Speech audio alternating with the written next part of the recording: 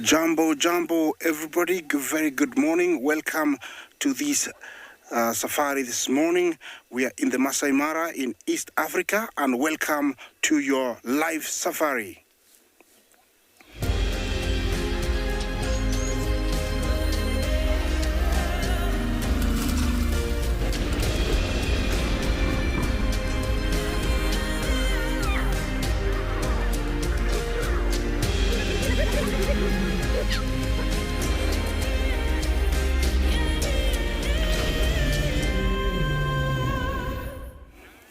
What another wonderful morning, and we are here at this scene where we've come across these few hyenas and their kill. Remember, this is a live safari coming live from the Masai Mara. Looks like these three guys have a different ranking order, and that's why one is being chased away. A very good morning. My name is Isaac, and on camera I have Bungei. We are in the Masai Mara, and we are already set out here in this scene. Remember to talk to us on send in your question at DStv at WildEarth, and also you can talk to us on WildEarth hashtag WildEarth, or also you can live stream us on YouTube. Remember, this is a live safari, so you can send in your comments and questions. Well, starting with this, looks like the Happy Zebra clan, and I drove a very long way to come here. Looks like they made this kill not more than 45 minutes ago, and it has been shredded into pieces. Looks that that guy had an accident. You can see top of its head. He looks like he got bitten. The light is beautiful. The weather is amazing. We're only at 16 degrees Celsius here, and so it's super cool, and the sun is just perfect for photography. Yeah, look, he's swallowing one of the legs. It looks like a young wildebeest that they killed.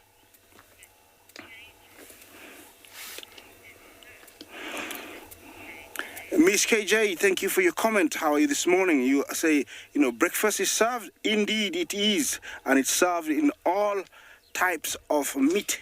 Hoofs, skin, bone, hair, intestines, meat. It is served. The hyenas don't mind that, and they are capable of eating anything that can avail itself, and they don't play with food.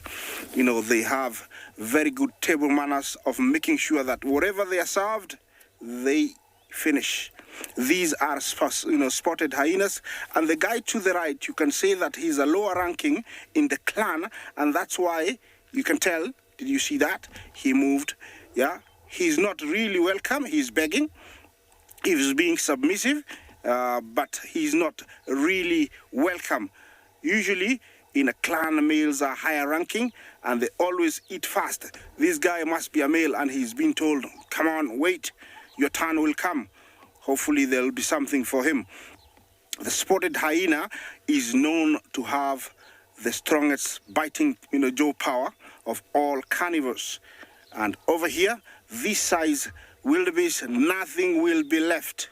Nothing, I say nothing. Hoofs, bones, maybe a little bit of horns, because it's a young one. I don't know if we're going to be joined by more, because usually it is the case.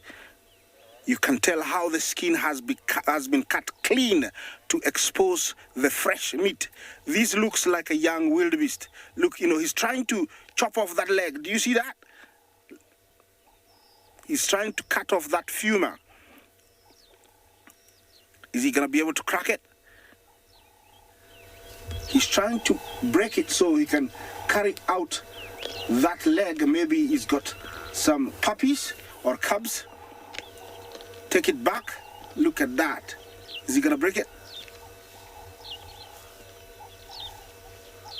They're super busy on this young wildebeest.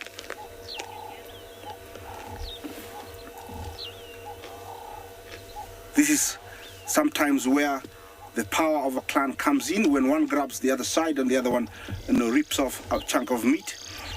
You can tell that the guy to the left has been eating more than the one to the right. Yeah.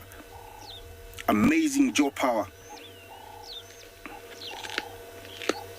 And actually they're usually very aggressive, you know, when they're eating. They don't chew, you know, like they need to have manners on the table. They just, you know, eat as much as possible. The guy to the right is chewing some muscle so that he can separate the front leg. You see that? Whoa, that's amazing. Yeah, position. Okay, higher ranking female has to do that.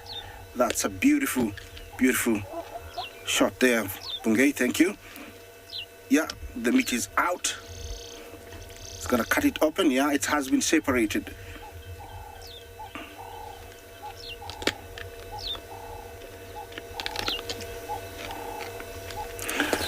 Now, this is another proof that hyenas don't only eat dead meat.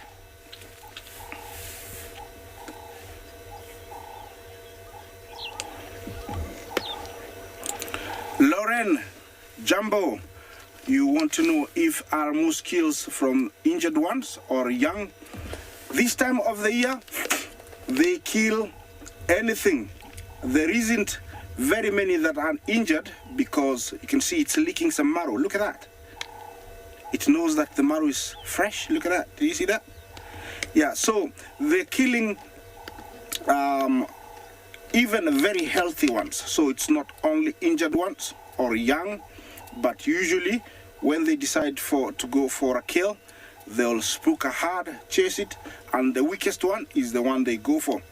Over here looks like it was a, you know, sub-adult or a young one, probably maybe a year and a half because of the size of the horns. Yeah, you can tell there, it's evident it's eating some marrow. It's licking the marrow. Must be nice and hot because this kill was made only maybe half an hour ago. And unlike how hyenas are perceived to be scavengers, this is proof that they make kills. There's no lion nearby. We have searched and we have proved that it's only hyenas. They usually have endurance, so they must have chased this wildebeest for even a kilometer. It got exhausted, and usually the killing is very ruthless because they don't go for the windpipe or the jugular vein.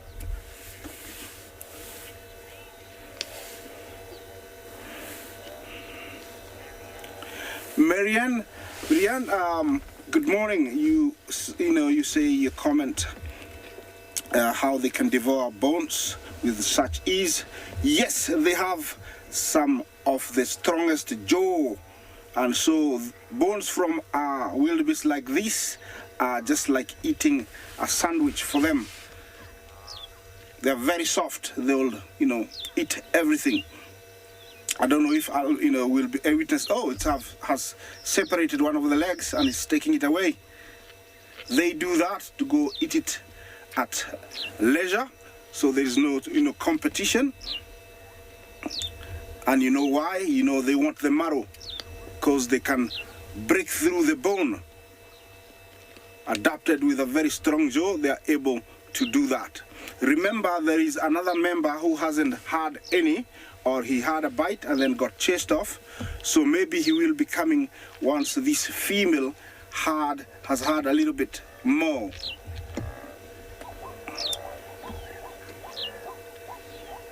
Well, I'm staying here.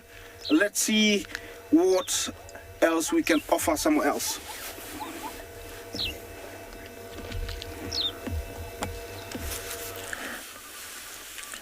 From the hyenas eating to our hippos resting here, we have a very nice, good, warm morning.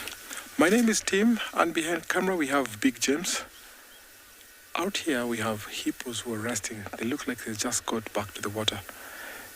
This is an interesting place to see because 2 days ago they were just downstream. Seems like the water level is going down, so they actually come to a good place where there is stable bottom where they can at least stand, and maybe sometimes they kneel.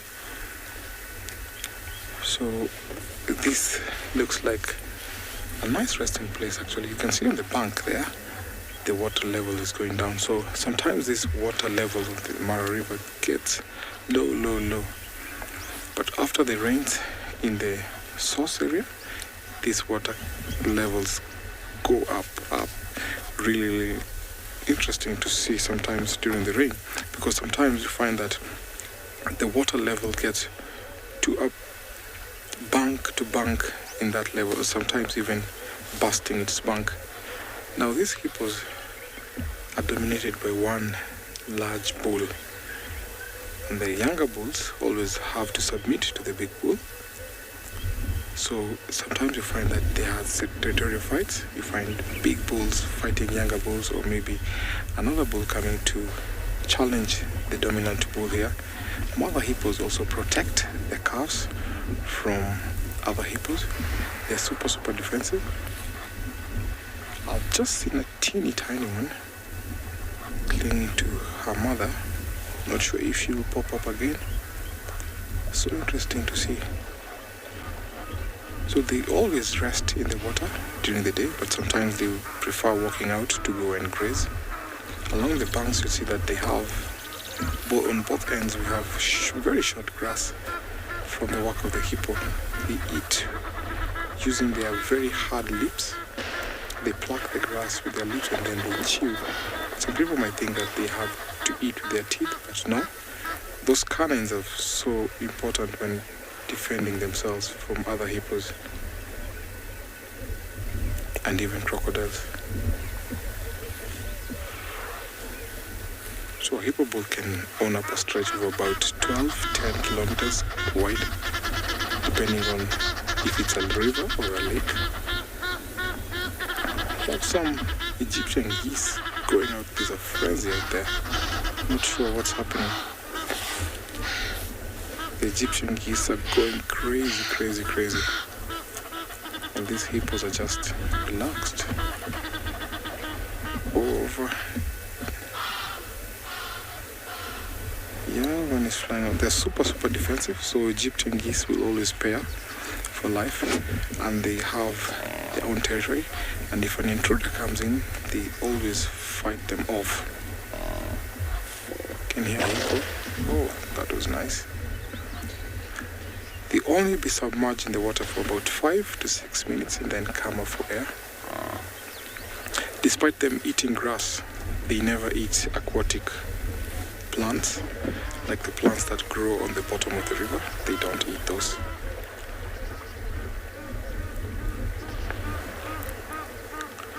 So as we wait for something else to unfold, we're going to take you over to another safari vehicle.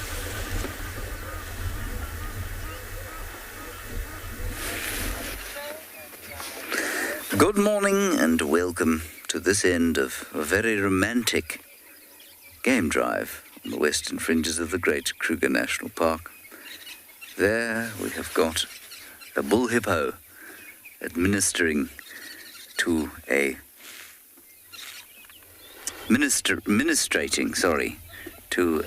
cow hippo in the water. Is it not a sign of great joy on a Monday morning to witness such a thing?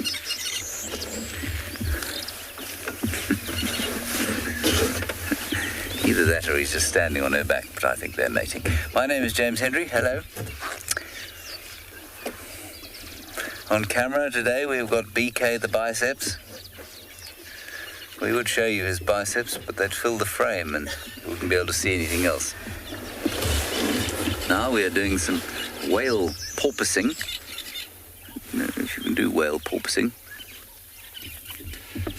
Anyway, we've come to this area because we heard a leopard calling around here this morning, probably between here and the road to the west of where we're now sitting. And so we've just stopped here to see if we can hear her again.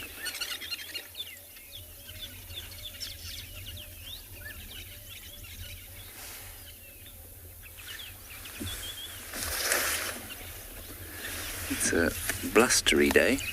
Not blustery, sorry. Words are really lost on me today.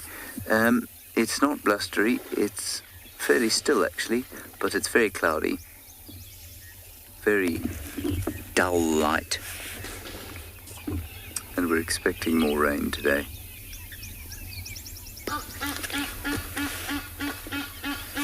Indeed, I think for the rest of the week the weather looks something like this.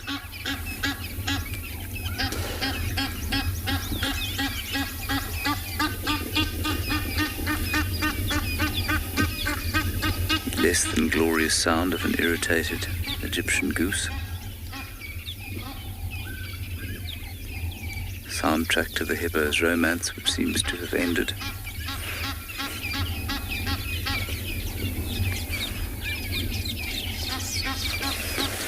But unfortunately the leopard has not called again.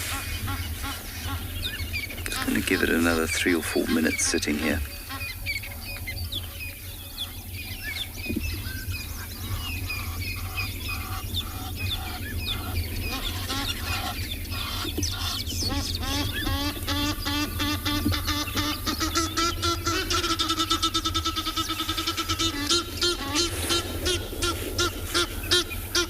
Hello, Lance. Lance hippos can stay underwater apparently for 8 minutes. I've never seen that. Normally it's around about 30 seconds to a minute if they are going under. Sometimes they don't even go under, they just sit like they're sitting now. But remember that their need, or the necessity for them to be underwater, is nothing like what it might be for a marine mammal like a whale or a porpoise, because they don't actually swim, they're standing on the bottom and they don't forage underwater, but they can stay under for a good few minutes for sure. I suspect probably around about 8 minutes at an outside push.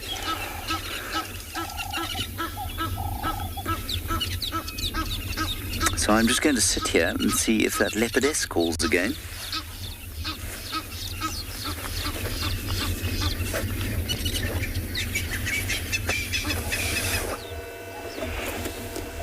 Well, nice to see hippos. But we are back here at our scene, the hyena diner, I would call it.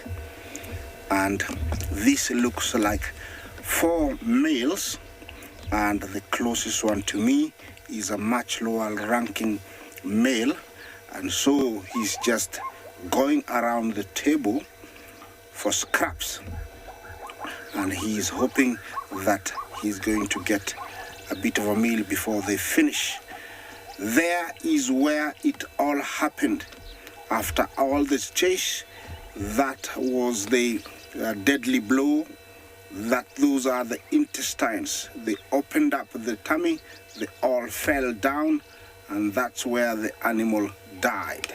And then during the scramble to eat it, or while it was still on its last leg, it jumped up there, or they pulled it to the current location, which is there where it is.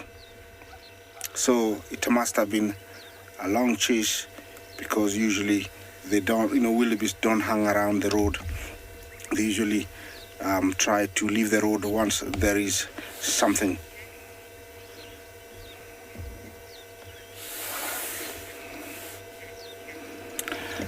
Sassy Cassie, good morning. You want to know how fast hyenas run to catch their prey? They will catch top speeds of up to 40 kilometers an hour, and they can maintain that up to around 2 miles. And so they are able to exhaust their prey, and usually the animals tries to stand up. Look, what is it trying to do? That is very interesting behavior, because it is trying to open up the jaw, and it's trying to get something from the jaw. I don't know what it is. Look at that. Quite interesting. I'll get back to your question, Sassy. Look at this. I don't know what is that, but it's very interesting. Those jaws are really something, to be able to get, to where, to where it is, or to get to the, below that jaw. Those are very tough bones, jaw bones, how strong they are. Okay, for some reason, she has decided that it is time to move on for some reason. I don't know if the lower ranking male is gonna come, because now it's the only chance that he's got to feed. Let's see. Yes, I think so. Is he gonna come? Looks like they're pasting. Most of them, you can see the one to the right. Usually they have a paste that they release from their anal glands, and they leave it on a twig or a grass, and that leaves a message. And the message can vary from who I am, who we are, how strong we are, and this is our territory, don't dare come here, and many more things. Yes, so it's a language that we cannot actually understand, but to hyena it's a language that tells a lot.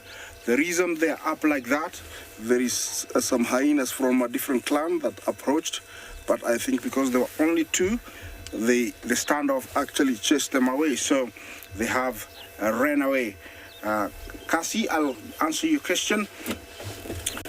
Yes, about 50 kilometers an hour they can run, and they can hold that for quite a while.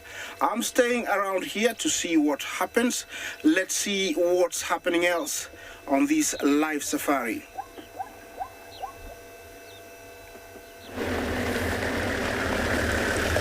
Welcome to the other side of the Mara. We have the grey crested crane. Busy feeding and foraging, walking over into this marshland here. These birds are omnivorous. They will eat plant seeds, insects, and small fishes. Sometimes they even eat the eggs of the aquatic life that is in the water. Grey crested cranes, or the Ugandan cranes as they call it, because the national bird of Uganda, are highly endangered. It's one of the most endangered birds that we have across. They're evenly distributed all over Africa, but then these birds, the reason why they're endangered, or they came from near vulnerable to endangered, is because they are menace to farmers. Look at how they are grazing. So when the fresh shoots pop up on the ground, as soon as the farmers have planted, they get to eat that. I like the way they walk. Look at how they stamp their feet when they walk. So it's a behavior commonly witnessed in the cranes, because when they walk and stamp their feet, they distract prey or insects, and that is quickly eaten. The one closest to us, that is the young one. See the mother looking around. So interesting thing, their chicks are precocial. Precocial means that when the chicks hatch, after hatching, they can run around and round. So it's very, very important for terrestrial birds that nest on the ground to be precocial. That meaning that whenever they hatch, they have to be mobile.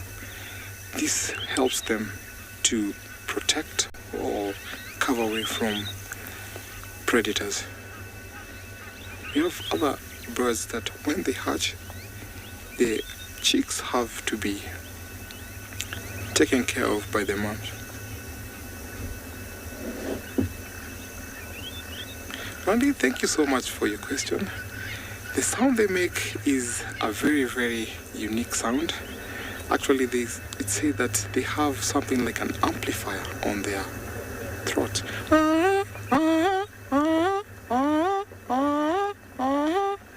Very, very interesting call.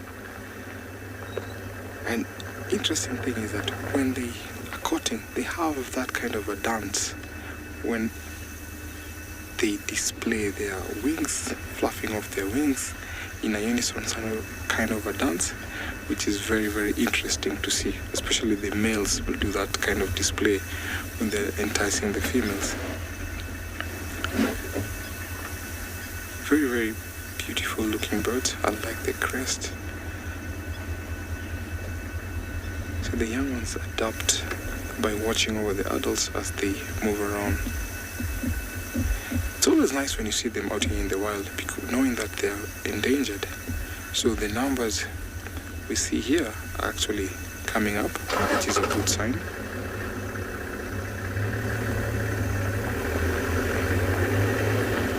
And we always like in June, and seeing these birds whenever they forage.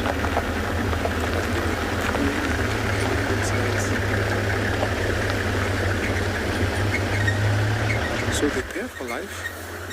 You find the male and the female walking all together, and they'll take responsibility when they're raising their young, like this chick here. I would say it's a sub-adult or a juvenile in other terms.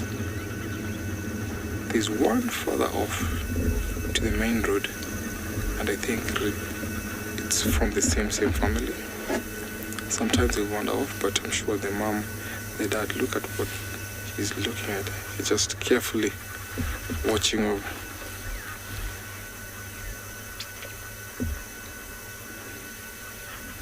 Mary, thank you for your question. Their head feathers are actually soft. They're soft, not as wiry and hard. They're super soft. Very unique looking bird. I like these kind of birds because whenever you see them, actually, you know that they play a vital role in this ecosystem.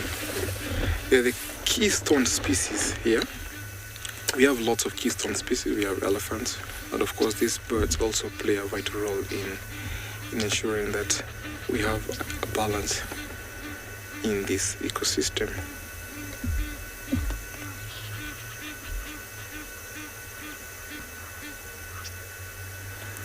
So when these birds are nesting, they will always construct their nests in or the middle of a water source, like a marsh area or a pond, where it's away and safe from the predators.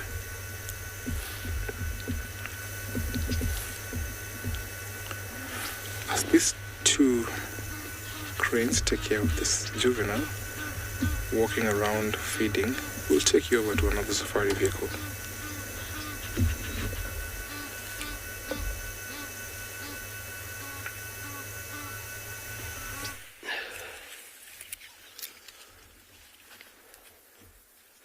Good morning, everybody.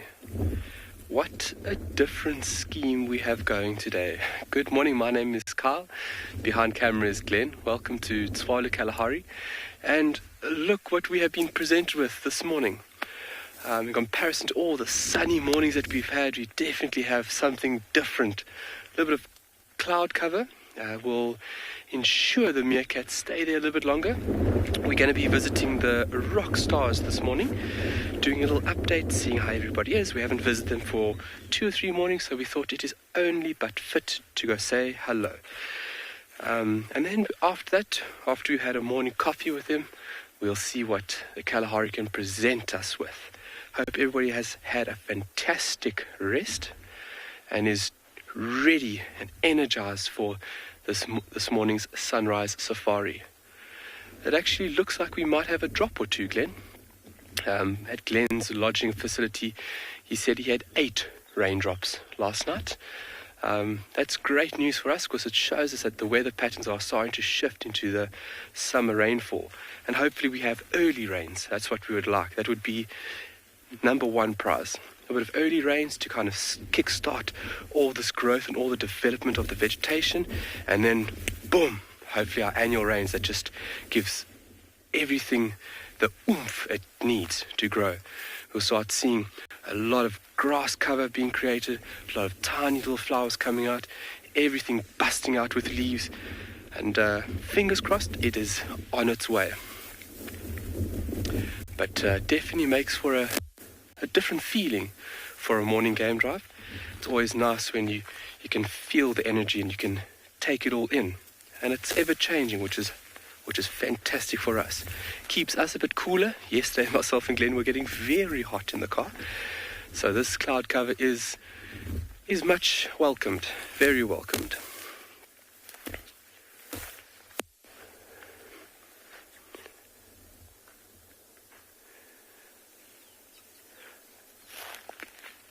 clear, what are the common trees that will be growing in spring? So the blackthorn has lost quite a lot of the leaves, and we've been in the flowering period of this specific small to medium shrub.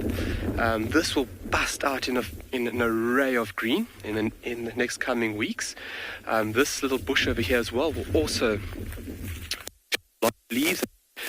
A mix of the rainy season produce little yellow and orange flowers. This is raisin bush, a very important bush here that the San people would have used back in the day for various things. And we will take a look at some of the elements or some of the tools that the San people would have used this specific bush for.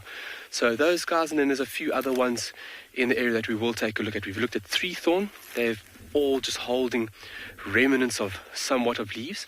But as soon as that rain comes, that's when you have this emergence of life. And we are ready. We've strapped in, myself and Glenn have taken our seatbelts, and we are strapped in and we are ready. But as you can see there, Glenn, can you get that? There's actually a little bit of rainfall falling on the western side. And see these lines or these striations coming down from that dark layer. And that's a little bit of rain there falling in the western sections. Fantastic.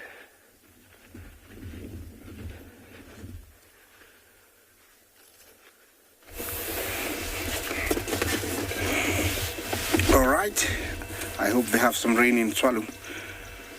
We are here and something amazing has just happened. Everybody has left the hyena diner and the kill is all by itself. There is nobody as in the scavengers or the hyena themselves. Everybody has left. Now I'm waiting for the vultures to arrive. One has arrived, but it flew off to my right. It's off camera, so we cannot share, but I'm waiting for the vultures to come and maybe the lower ranking hyena to come back. But apart from the hyena diner, we do have these zebras, and you can tell they're everywhere. All those white dots you see there are zebras. Look at that, all spread out, all meeting around, grazing, having a very happy morning. And most of them must be saying, phew, thank you for surviving the night, because that is the most scary part of the day, and also when most predators are very, very active. That is a zebra, and he's got a tumor on its belly, as you can see. It's a growth. Doesn't look to be bothering him, so he's quite healthy by the looks. They're all happy. It looks like there's some delicious grass there, so they've put all their heads there, putting all effort to finish it. This is the Masai Mara, and we're in the Mara Triangle, and something very interesting has just happened in the past few days where the wildebeest have come back, the zebra are back. I don't know for how long they'll be staying. It is very good for me, but not for a very good for my colleagues down in Serengeti, because I don't know when they'll be there, and I'm sure they are waiting for them. Most of the zebra here are headed towards the river. Others are headed towards the plain. So it's going to be very interesting few coming days and weeks to see how much longer they stay here, or when they go back. For me, this is the first time where they have prolonged their stay here. Usually this time of the year we only have a handful, but by the looks we have hundreds of thousands. They are spread out everywhere. It is very good for all our predators because they are still continuing with their feasting time, and so it is very healthy for them. All the zebras now have started moving. I think they're going towards the river, and while they do that, I'm gonna wait a little bit, and while I do that, let's see what is happening in our other live location.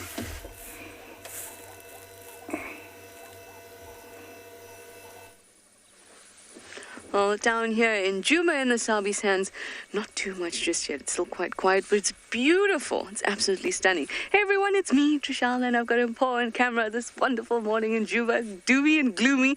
No, not doomy, just gloomy. It's about 20 degrees Celsius, 68 degrees Fahrenheit, and the rain has brought all this green, which I'm so excited about. As we're driving through, the grass is getting so much greener and it's pushing through. There's still the brownie bits, but it's just awesome. Here is a russet bush willow also just poking out little bits of green all over the place. And there's white berry bushes that I don't see any around right here, but they are also so green. And just a week ago, there was nothing on them. So the rain has really done its job and we're very happy. Of course, there were some mushrooms that have popped out as well. You know, that makes me happy. Look at this. So lovely. What a bright green.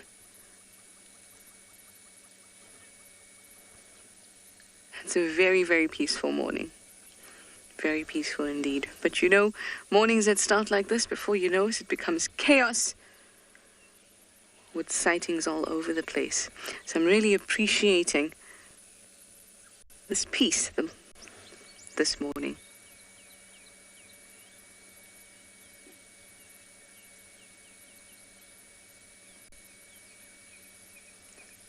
Gorgeous. So we're on the western side of Juma.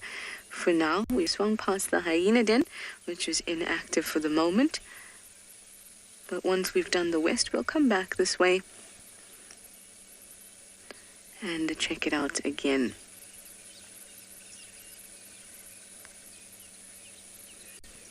The lichen looks brighter.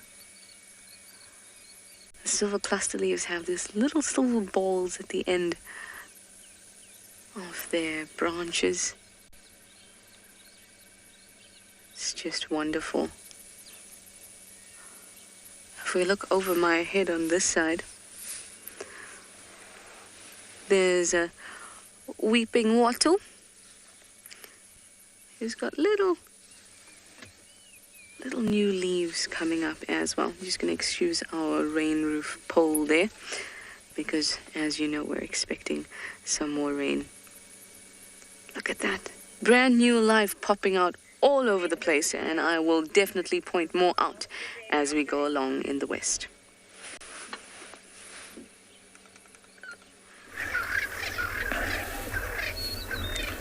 Welcome again to the Mara. Now we have a hippo walking on the land. Previously we had some hippos in the water. It's not unusual though to see hippos walking at this time of the day, because some of them might have gone a long distance away to graze and then returning back to the water. But this is still a long way to the river, but we have a little pond here, or a marsh area where there's big mass of water. Sometimes these hippo bulls might be displaced from the river. Rival males will come and fight off dominant males, and when the victor gets to own a place, then the one that has fallen out has to go and look for somewhere suitable for them to stay. Sometimes when you encounter such bulls, you find that they have marks, scars on their body from fights that have ensued from the previous male or whoever they fought with. See this big guy here. Seems like he's seen another hippo in the pond there. I'm not sure if he's going to join in or maybe walk back to the river. Depending on availability of food, that is grass, which they eat, sometimes during the rains, they'll not walk far from the river. But after, when it gets dry, like right now, it's almost getting dry, but we still had some showers previously, like about 3 days ago. They will walk as far away, and it's reckoned that they can do a round trip of about 30 kilometers back from the river and out on land. These bulls are territorial. They use the same path or different path along the river to go and graze. And as they walk to go and graze, they will mark their territory. So other bulls or other intruders will know that this is a no-go zone. But within the herd or the pod or the raft of hippos, there's some younger bulls that will submit to the big bull. So they have to keep a close eye because the dominant bull is the one that is responsible for the entire herd. So here, I think that he's gone a long distance, and I think that he's going to be in the river right just behind those bushes. You can see that he stopped to eat. It's always nice to see them walking on land, especially at this time of the day or maybe in the evening. So as you go find something else, I'm going to send you over to another safari vehicle.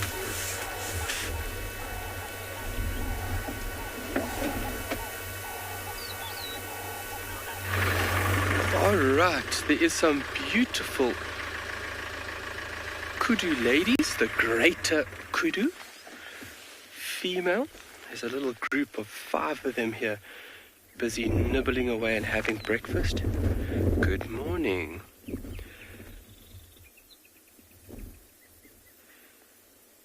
Very beautiful. That jaw working in a sideways motion to grind down that vegetative matter. Those big ears projected towards us. Now with a bit of wind like us today, they have to be especially vigilant. And those ears will be very important tools. Glenn, can I ask you to punch in just a little bit more there for us? If you folks take a look now, with this wind you would have quite a lot of disturbance being made within the ear opening. If you've ever walked into the wind or crosswind, you'll hear that the wind rushing past your ear opening creates quite a lot of disturbance. And if you look at in the central part of the ear there, that white section coming down on the left-hand ear that you're looking at now, actually the right-hand ear, but the left-hand ear in frame, that is hair that minimizes on the wind disturbance so that the disturbance isn't affecting the animal's hearing. Obviously a very important sense for an animal like this. It's nice elongated stripes going across her body. Those are shadow stripes or disruptive markings, breaking that animal up as a whole. And a long fluffy tail.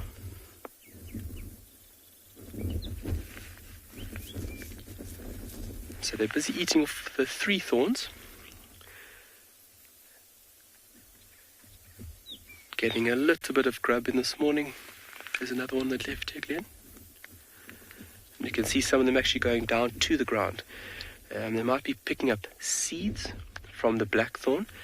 That quick flowering time is now coming to the end. You can see a lot of the flowers starting to drop off. But now the blackthorn is producing a large amount of seeds, and we will definitely take a look at it.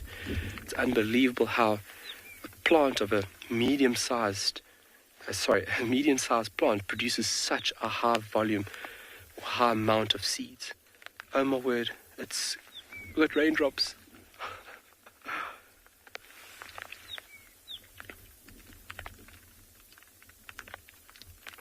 Any bit of water in the Kalahari is welcomed. So hopefully we do have some rain on its way, and then we'll show you folks on a beautiful transformation from this typical Kalahari brown dormant phase to lush, vibrant, thriving vegetation. But look how that animal sneaks away. All right, Glenn, should we move on, Glenn? I think let's move on. We are continuing up west over here. You can see the road in front of me. Continuing west, and on the top of that dune, that's where we're going to be parking and then looking for the rock stars.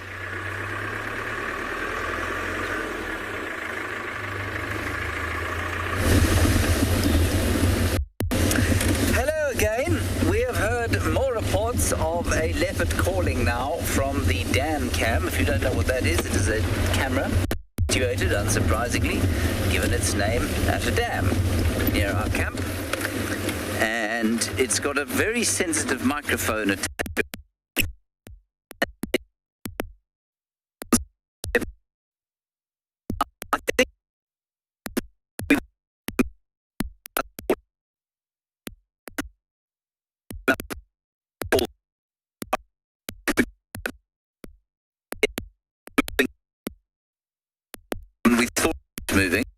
and was in fact moving back towards the west as opposed to the east. So we're going to head back. Well, we have moved slightly because the hyena diner wasn't very welcoming for some reason, but all in all, we have something else to share. Look at this. We've come across this huge herd of wildebeest that are just spread out everywhere. Look at this. Yeah, they're just as far as you can see. Just have a look, you know, everywhere. It's just wildebeest, wildebeest, wildebeest, zebra, zebra.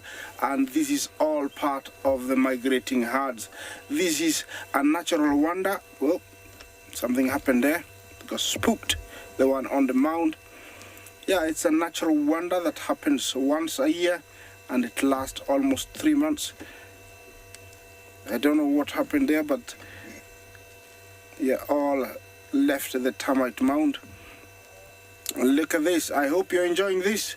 Remember to talk to us, #WildEarth, or you can send in your kids' question at kidsquestion at WildEarth TV. Comments are also very welcome. All these are supposed to be out of here, but there is enough for them to eat, so they're staying. I'm not complaining. Usually a good sign that they're going to stay longer is the zebra, because usually they lead the, you know, they're the ones that usually lead them back to the Serengeti, but they are here. I know this is wonderful, but we also have more live locations.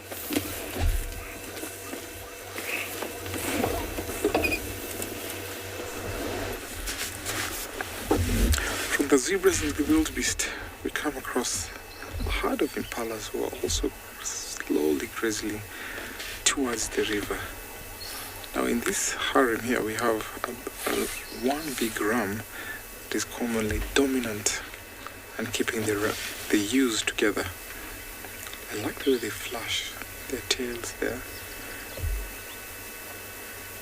They've picked a very nice spot where at least it's close to the river, the grass is super soft.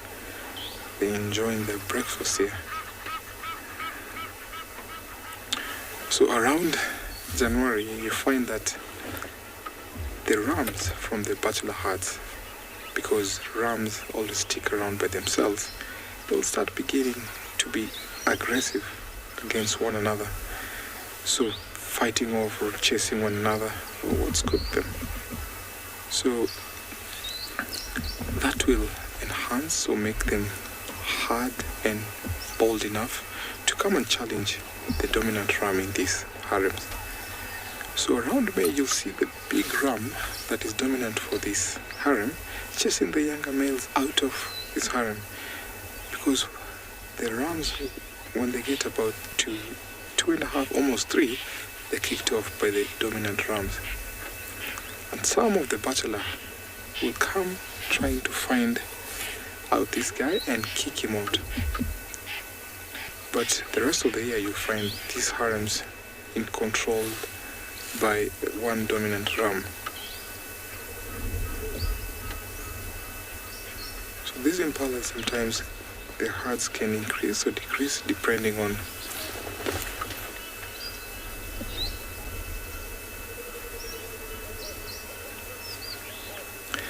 Claire, thank you so much for your question. I'll say the number is equal, about 50-50. It's only that when you come across a harem, you only see the youth and one ram. So most of these are pushed off to a bachelor herd.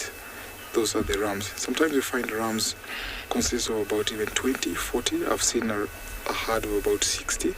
So I'll say that it's almost an equal number of male and both females. The dominant ram has to make sure that they don't walk out from his territory. These rams establish their territory about 1.5 or 2 kilometers square, so depending with his strong self. Sometimes these territories can be bigger than that. And this ewes love to walk within the established territory. We have him just right next to us. He's a very handsome looking species. Look at him walking towards us. He's made sure that the females are in a safe place. So now he's walking slowly. Look at him. He's sniffing some of the... He's marking his territory now.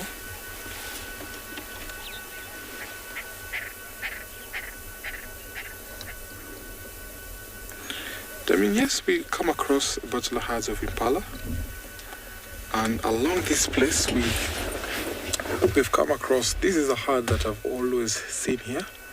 And sometimes you find bachelor herds not far from the harems. Yes, we do come across those herds. So it's not unusual. It's actually very, very common to see bachelor herds. And sometimes you'll see them chasing one another, fighting off, sparring. And which will be nice if we come across a bachelor herd. Look at how he's walking in a majestic posture. So these males, they don't stay for long with these harems. So their tenure don't last that long. So say maybe a year. And it's interesting when during the mating season, he can only last for about 10 to 12 days within those harems. Because all the time he keeps on defending those females from younger males or intruding bachelors who come in wanting to mate with the females. And the reason why his tenure doesn't last is because he doesn't eat that much. He keeps on watching over, tracing over the males. So he's weak and not strong. So the young bachelors that come in will challenge him off. And sometimes you find this, the ones that have been ousted from the harems end up being solo, eating or grazing by themselves. It's a very, very interesting behavior when you watch the harem and when the male interacts with the females. See those young ones playing? And we sit here watching these Impalas. Let's take you over to another safari vehicle.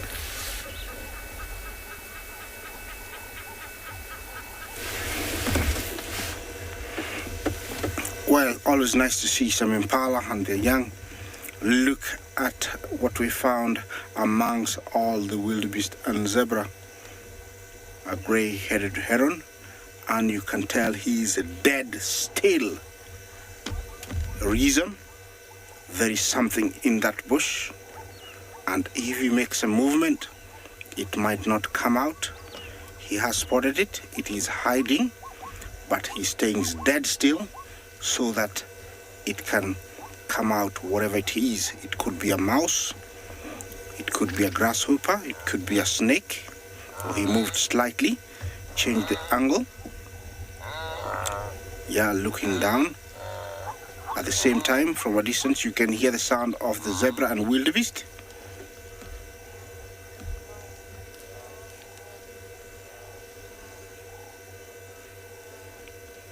Okay.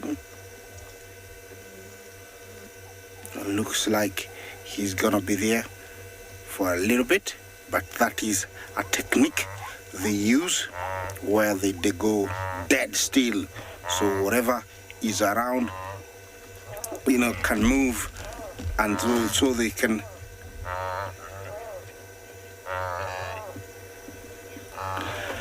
Sonia, Jumbo, you want to know or find out, how big is the population of grey herons, or the number?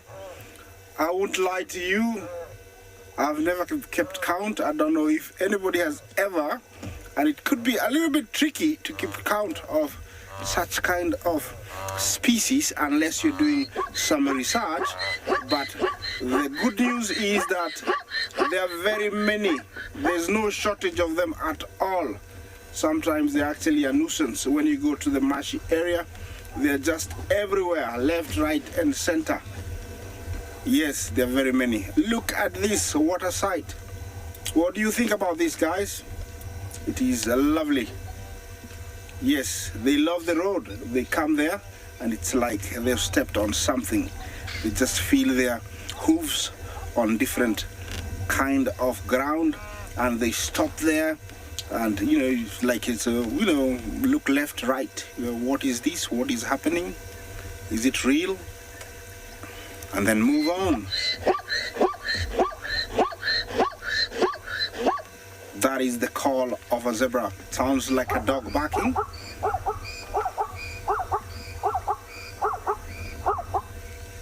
Yeah, that's how it sounds, like a bark, and that could be a stallion.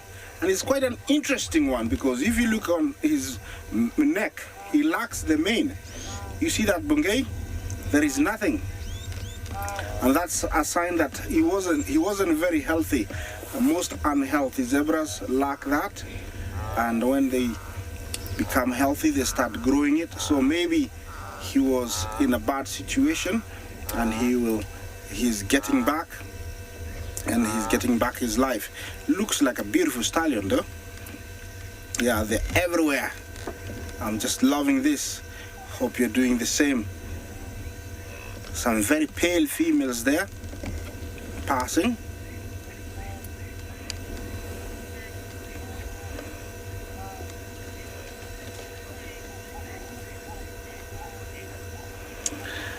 Is it snappy? Is it? You want to know if all these zebra are from the same herd? We call it a dazzle, collective noun. No. But what happens is that when they're on the move, they form large groups, and then when they stop to graze, the males, pull out or gather their females together, which is sometimes a very difficult task and sometimes very easy because he just needs to walk away and all the females follow him. But it is different dazzles, different herds, so they don't all belong to one. Look at how busy the wildebeest are here. All are spread out, everybody enjoying the morning sun, happy to be alive. The night is the most scariest time of day and of the whole day, and so when the morning comes, they love it. Look at their white beard, stands out.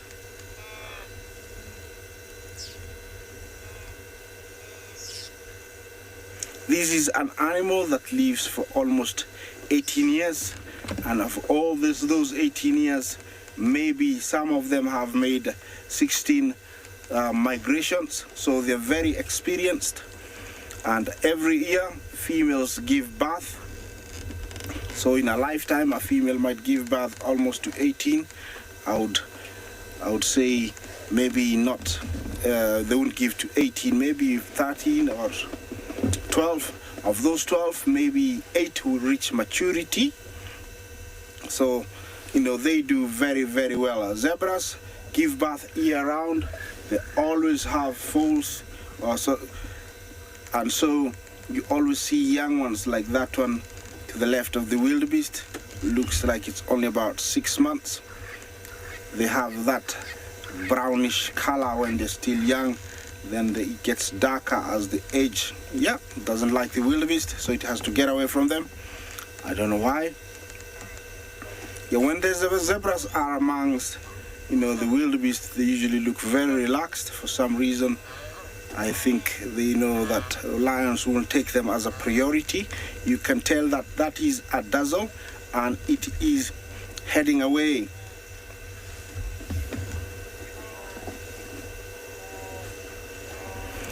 Dr. Jumbo, I would say they're in the same family. They're in the same family, but donkeys were domesticated long time ago, and the zebras, they tried, but they never succeeded. Actually, in the early 1900s, somebody in the city of Nairobi tried to domesticate a zebra to do rounds selling his, delicious bread. I don't remember his name, maybe some of you will. And he managed to distribute bread, but while trying to ride it, it is still, possessed its wild mentality of kicking and not being able to carry heavy load, so it was never domesticated. Okay, I'm staying here and enjoying this beautiful scene that I have.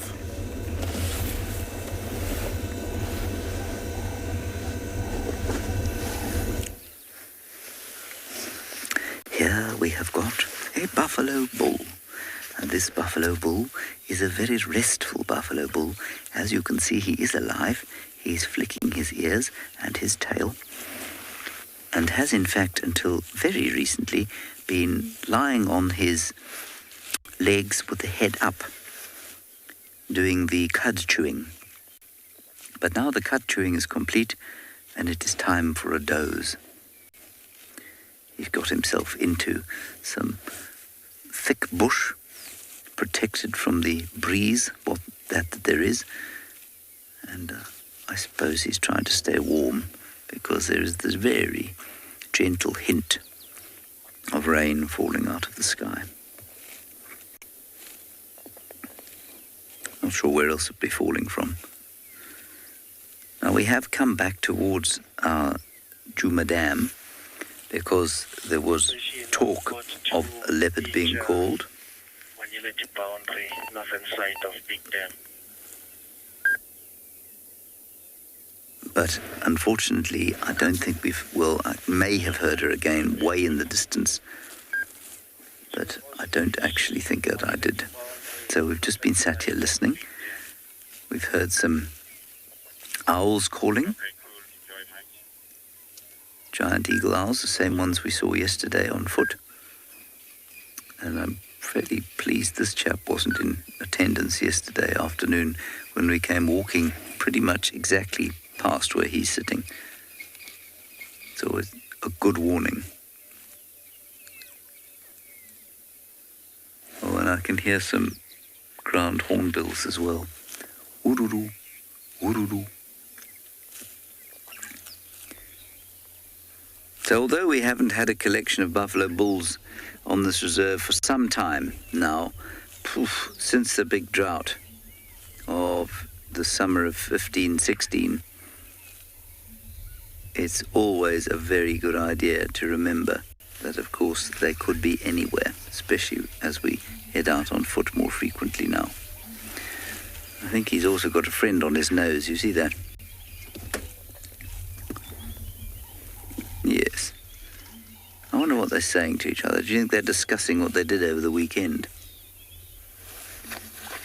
Or do you think that the oxpecker is trying to stare down the buffalo?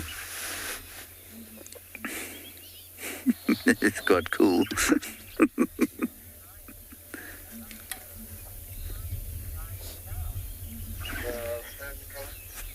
Rachel, yes indeed, lions would kill a buffalo when they find it lying down.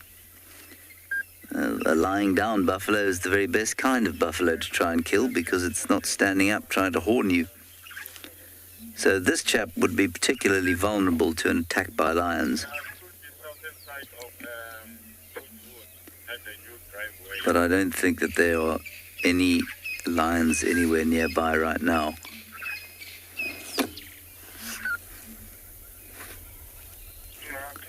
Now the oxpecker has ceased its discussion and will continue to try and pick off any blood-sucking arachnids or insects on the poor buffalo's face.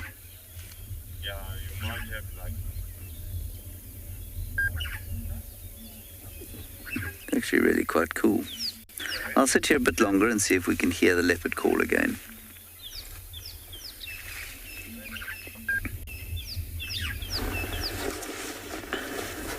From the oxpecker now to a committee of vultures. Now the collective name for these birds here, very important birds in our ecosystem, is called a committee. How wonderful is that? It seems like they're having a meeting. Since one of them is playing out his wings, actually to warm them up before it's time to fly off and go find something to eat. Now we have about three species here. We have the Ruppel's griffon vulture, we have the African white-backed vulture, and we have, of course, one of the biggest vultures that we have around here called the lappet-faced vulture. I like calling it the Dracula vulture because of how he walks in a Dracula manner. It's not that there was food here, so these vultures are warming up, sunning, because during the night, especially when we don't have cloud cover, there's lots of mist and their wings get soaky, so they have to warm up their wings and see them cleaning their wings and feathers before they get to use the thermals. When the warm air come, they will use those thermals to fly and soar up in the air. This helps or enables them to use less energy when in flight. This is some other juvenile there. So most of the time you find the vultures scavenge, but they are known to get to the sickly animals. For example, if there's a wounded animal, maybe has scars, you'll see them hunching onto their backs and eating from the very scars, and sometimes those animals drop dead. So they're known not to kill like other birds of prey, but they depend mostly on scavenging. Some of these birds come from a long distance away, and in their nests they might have some chicks, so they don't carry food back to the nest. What normally happens is they will head back to their respective nesting places. Some roost on cliffs, while the Ruppel's griffon vulture, the one that is spotted there, roost mainly on cliffs. So they'll head off to the cliffs and back to their nest is where they'll regurgitate. Look at that. That is what I was talking about, the Dracula walk. Look at how he's walking. I like. This is one of the most amazing vultures. I like when he comes to a carcass and harasses the entire vultures there. So they will go back to their cliffs, or to their nest rather, and regurgitate food from the crop. They eat so much whenever they are at a carcass, and when they head back to their respective nesters, they will regurgitate food for the young ones. So the one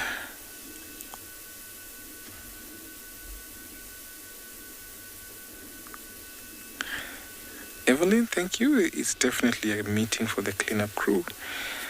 They're contemplating on whether to clean to the east or to the west.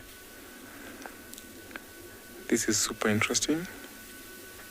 So the big vulture there is actually the one that comes into the carcass first. You find they have what we call the pecking order. We have one teeny tiny one, that's the big guy there. Used to be called the Nubian vulture, found up on the Nubian area, which is Sudan. The other name for Sudan is Nubia. So the other name for this vulture is Nubian, or we happen to call it the lappet-faced vulture. So these vultures, they play an important role in our ecosystem. If we didn't have vultures, then we'd have loads and loads of diseases. Can you imagine all the carcasses that fall from all the animals being killed, some dying from diseases, some dying from being killed by animals? They play an important role by cleaning that. So vultures, including hyenas, they are very, very important. That ecological role is important such that we don't find lots of flies, especially when you have carcasses.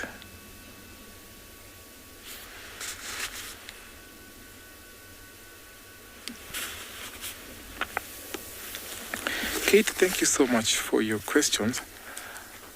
Yes, they do have some scales there. You can actually see if it's only that we are long distance away, but they do have some scales.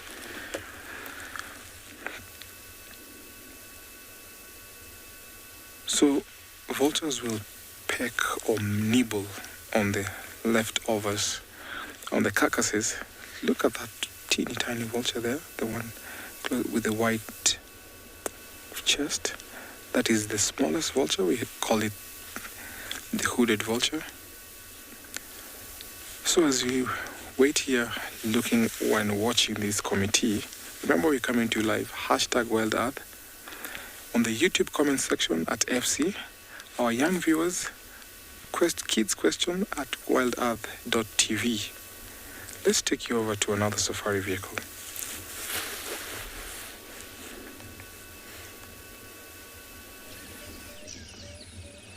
Our herds here also enjoying the morning, not the sun though, but the juicy vegetation. We have a nice herd of zebra as well as some impala all chilling out together. Really nice and peaceful. They must really be enjoying themselves. I wonder to them what it feels like when the bush changes in the way that it is already so quickly.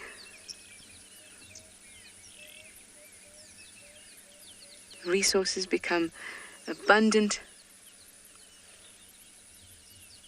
and things, I'm sure, are a little bit tastier.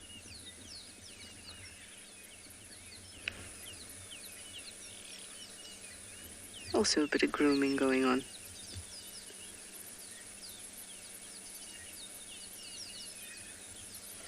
You can see that the impala are mixed feeders. That's why they're plucking from the trees, browsing. And you'll also see them with their heads down, grazing. As for the zebra prefer to graze. They'll be chomping on pretty much any bits they find. But of course they will prefer those fresh shoots that have come up now.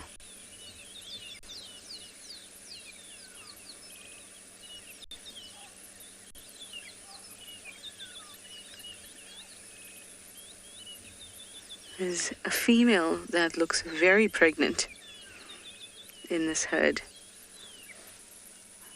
I'm not sure if I'll be able to point her out just yet.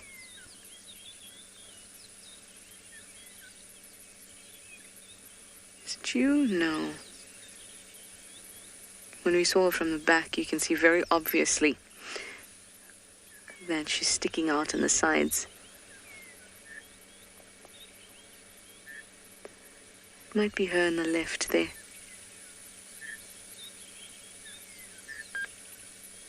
The zebra are pregnant for about a year.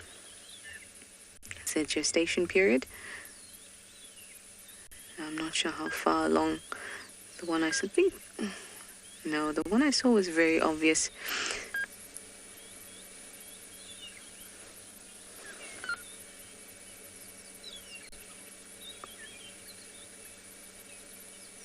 Very lovely. Sharon, you want to know how much a newborn zebra weighs? I'm actually not sure. We're so used to the question of how much a newborn elephant weighs, and obviously it is not the same. But an adult zebra weighs about 320 kgs or so. So a youngster, a little baby, probably weighs something between 20 to 40 kgs, but I don't know, I'm not sure. I can check for you, Sharon, though. I'll let you know this afternoon's drive.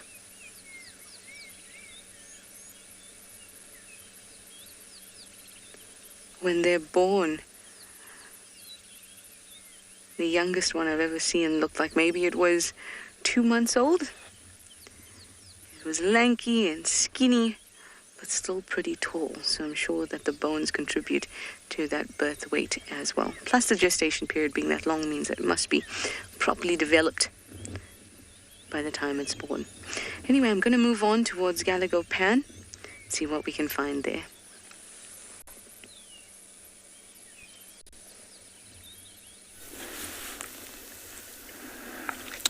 How cute is that? A small zebra.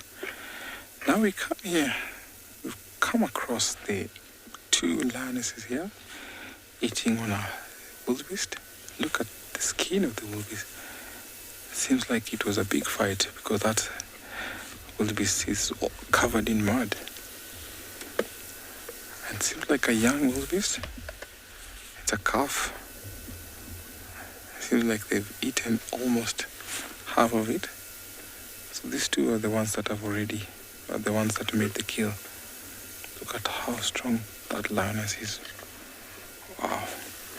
Pulling a big chunk of meat there.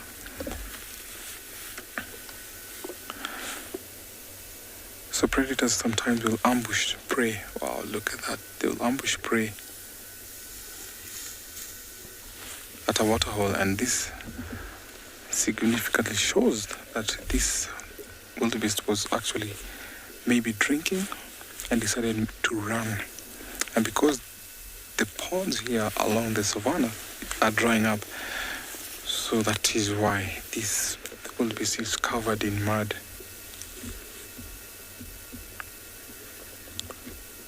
Lionesses play an important role in the prides because they're the ones who do most of the work hunting.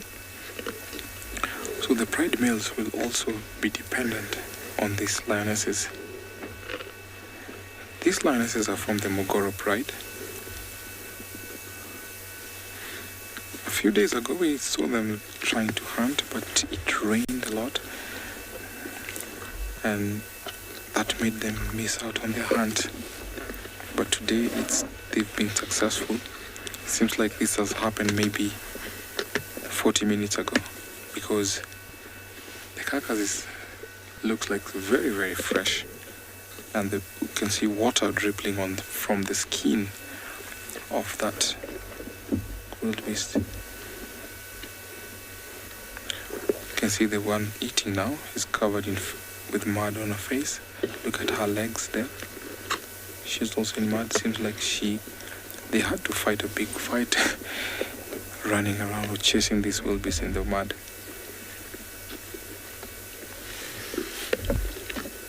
Can you hear the bones crunching there?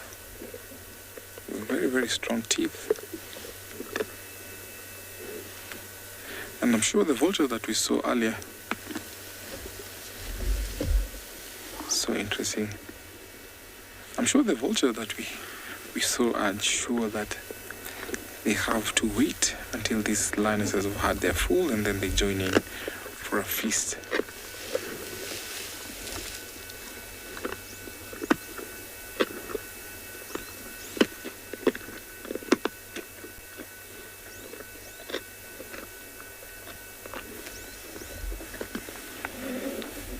Beck, thank you for your question. In terms of bite force from the lion, I can't really tell, but I know we have animals that have very strong bites. But I'll not answer you right now. I'll have to check and then come to you later, but I'm not sure on the bite force from the lion.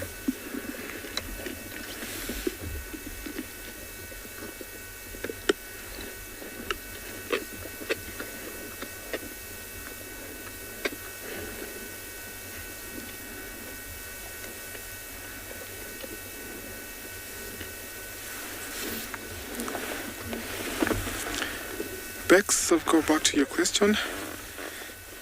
So the lion biting force is about 650 psi pressure per square inch. 650 pressure per square inch.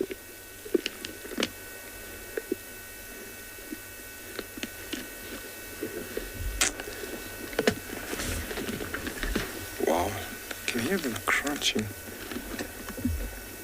So when they eat, lionesses at a go one sitting can eat up to 22 kilograms.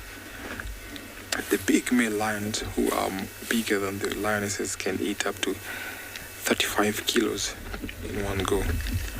So let's say, for example, the male was present here. He would have been the first one here to eat.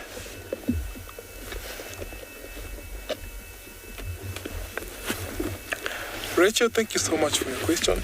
The reason why we don't have male lions here, we have a few male lions around this ecosystem and they walk a lot. They have big territories and sometimes they walk from territory to territory And where they can find some food, or sometimes they can even hunt on their own. So these two were lucky just to be by themselves and to hunt. But we do have male lions. It's only that he might be, or the male lions might be far from this sighting here.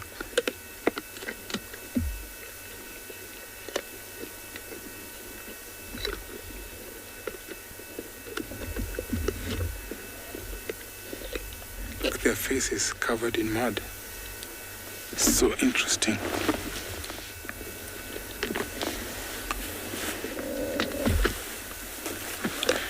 Seems like they're enjoying this food here. Keep on twisting and turning to get a good place to feed.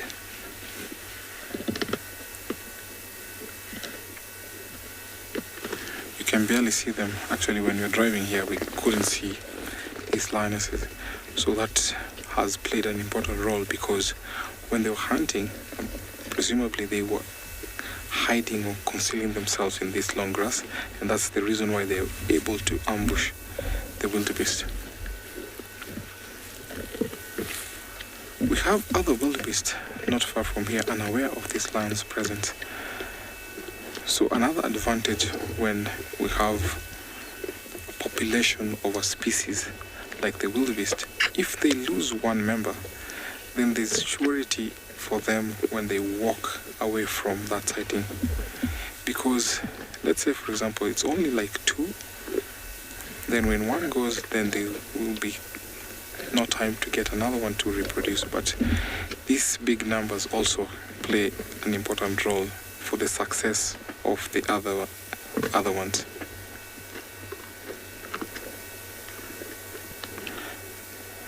Even though one has gone down, sometimes they do what we call swarm intelligence. They'll swarm in a big number, and that will force the predator to run away from them.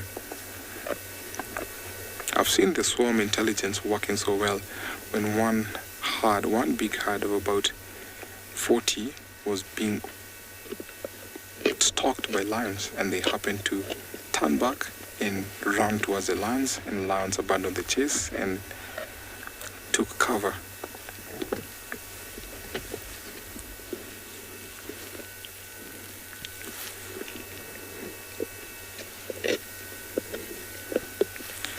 Here, those canines slicing through the flesh. I'm still going to wait here a little bit and see what will happen, and see if hyenas might come, or maybe the vultures might decide to join in as we take you over to another safari vehicle.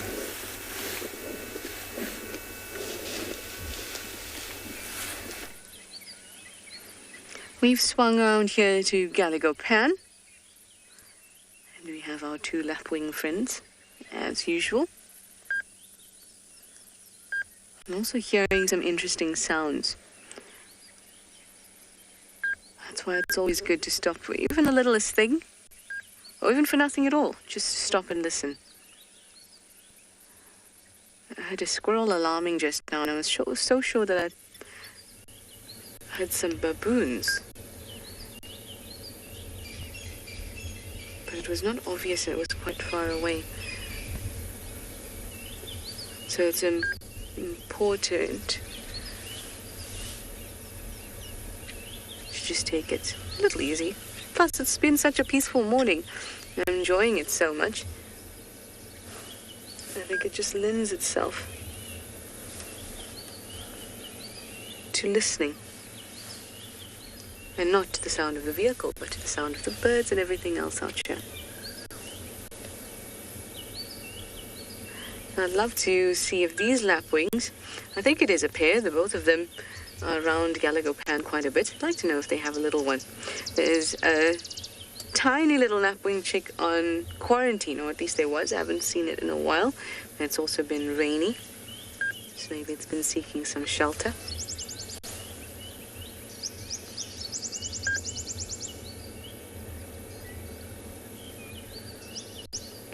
Can you see the green grass popping out? Oh, I just love it. It makes me so excited. See how the whole bush transforms.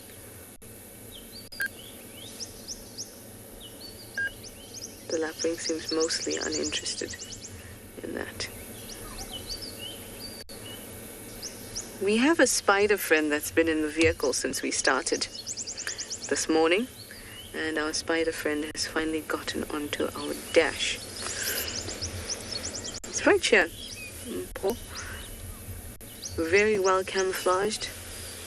Its web has been into my mouth, flying all over the place. Right here.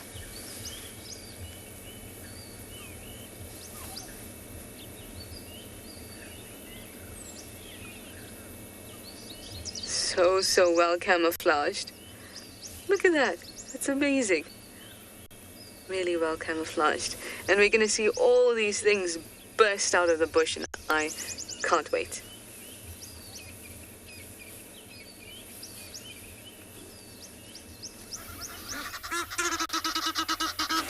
We've come back to Buffelshoek Waterhole now, where we started off.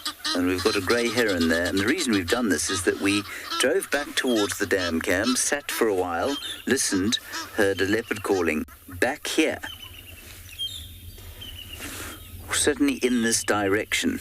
And so, I don't know, I think we're just going to sit here until we hear it again. The leopard's calling all over the place at the moment. And obviously there's a bit of territorial play going on. Probably because of the rain.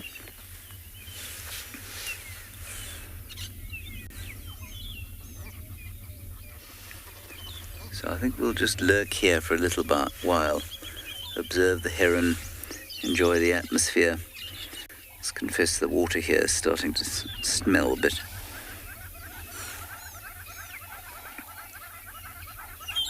Their patience is quite phenomenal. Let's see if she catches a frog. Yum, yum.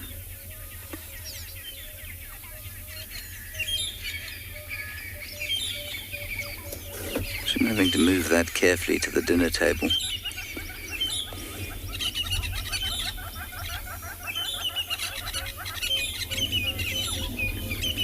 You can hear some lovely sounds.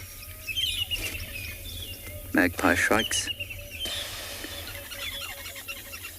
Red-billed buffalo weavers, brown-hooded kingfisher, doves, obviously.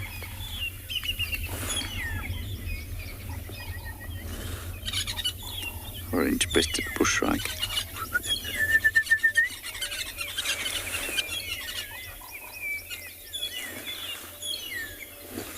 But no notable sawing call from a leopard.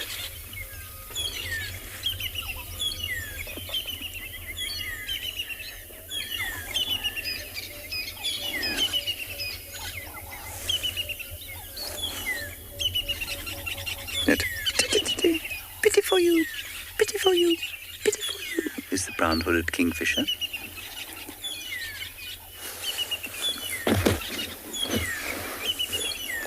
Donovan, as I always say, there could be.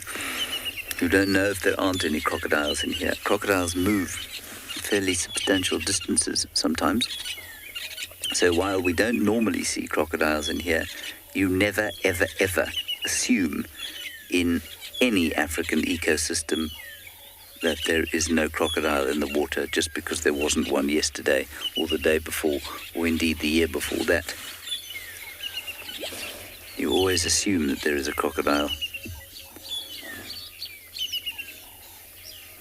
There's another heron coming in. That's why that one's hunched up.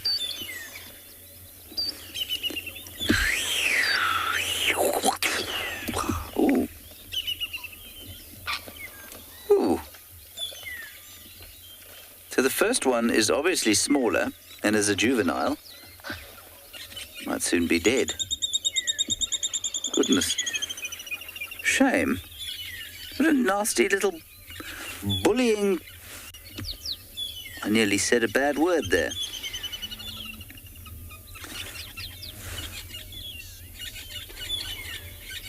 Very unkind.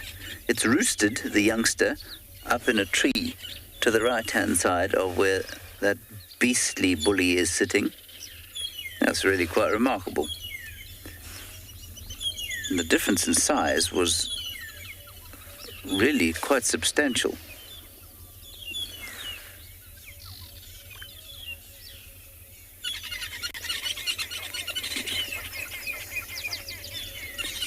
Now, the other thing that plays out at these waterholes on a daily basis, and I haven't figured out why exactly, is that the blacksmith lapwings chase the three-banded plovers continuously.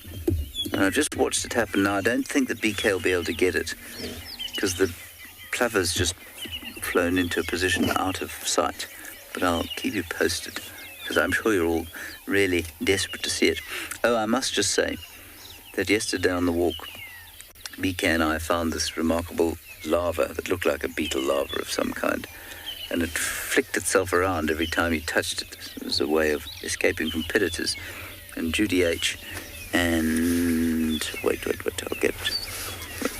Wait.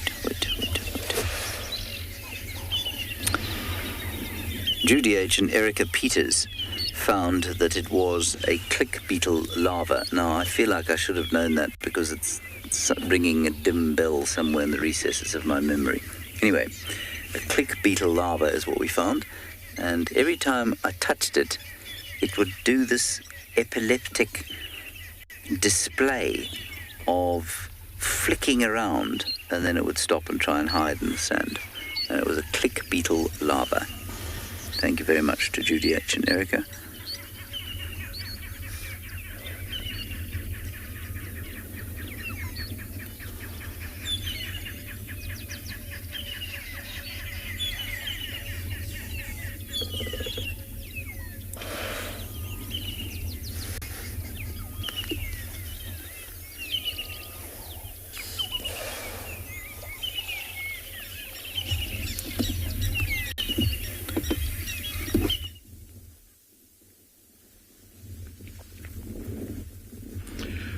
Alright, just to give everybody a little update, these meerkats seem to be giving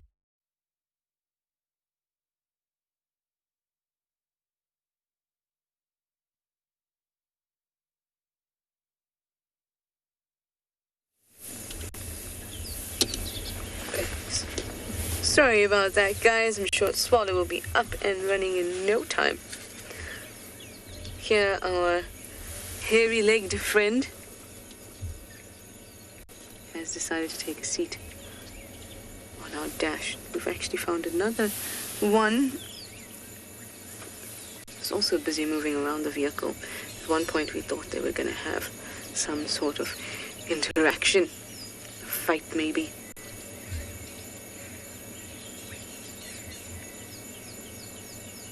Look at the little hairs all over the body. It's called setae. And in fact, in weather like this, it helps a spider a lot because it can trap little bubbles between those hairs. Those hairs assist in amplifying their tactile sense. But because of the little bubbles, if they end up in a puddle or rain comes along, washes them away, those little bubbles keep them afloat. Even Incy Wincy Spider would have had setae to keep her afloat.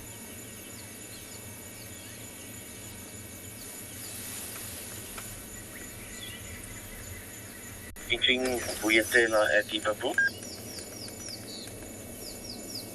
It's almost perfectly the color of our dashboard. It's so hard to see. I've been trying to get the other one. Let's run off into my jacket.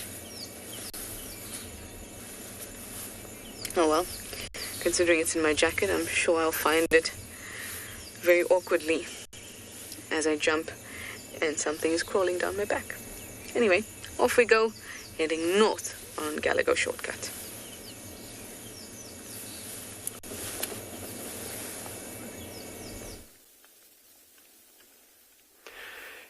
You're having a little hitchhiker and you don't know about it because of its well camouflaged pattern.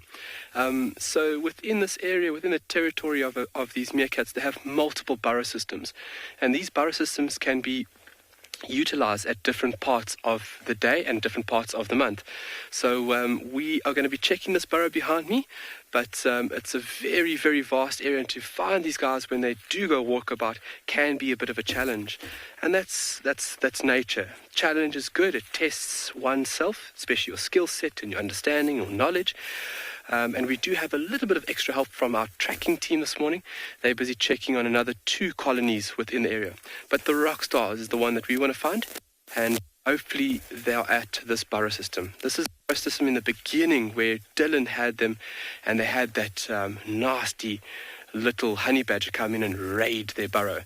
But hopefully lucky, and but a very vast area for these little animals. And still a bit of conditions we've got. Beautiful, keeping it cool for us. And it's like a still, very quiet, very easy morning for us here at Tswalu. It's wonderful.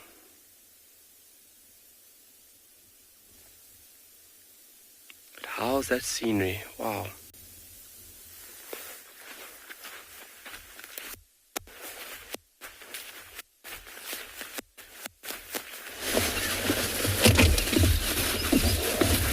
We've got a really nice elephant on the right-hand side there, and I say nice because we know her.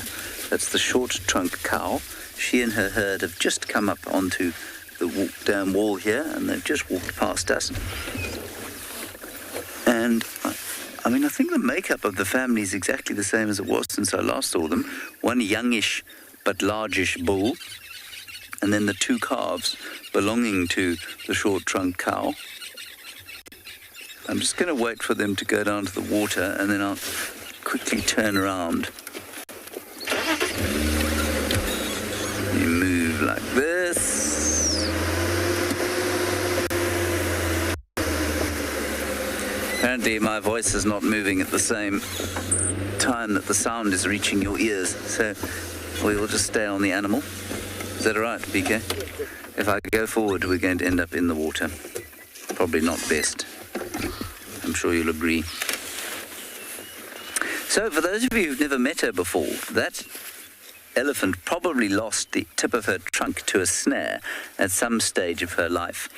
And for, I don't know, a few months, I think in the summer of 2015, 2016, she was around a lot. And that little one obviously was not quite as big as it is now. In fact, she didn't have that little one. That's right. She only had the second one. And that little one was born, I think, I don't know, must be 2 years ago now.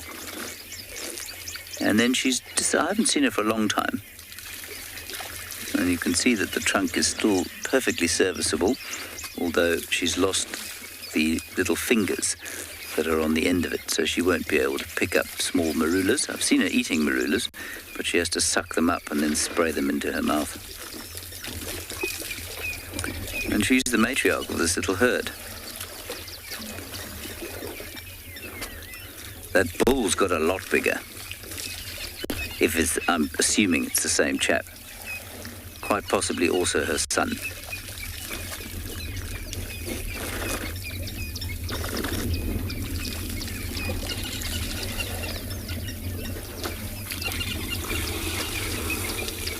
No, it can't be her son. That's a ridiculous thing to say.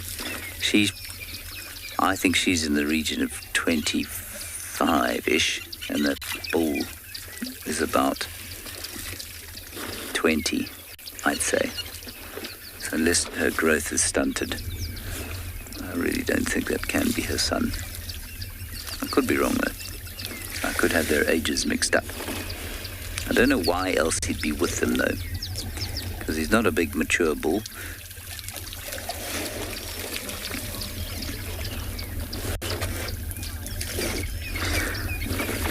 Hello, Tyler.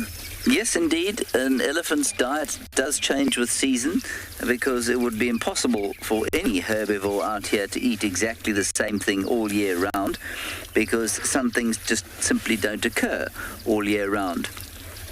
So an elephant in the wintertime eats a lot of bark and roots and sticks and pods that it can find on the ground, and in summer it'll eat mostly grass Obviously green leaves and fruits if it can get them. It's a sort of vague idea of how it changes, but yeah, no, it changes substantially throughout the year.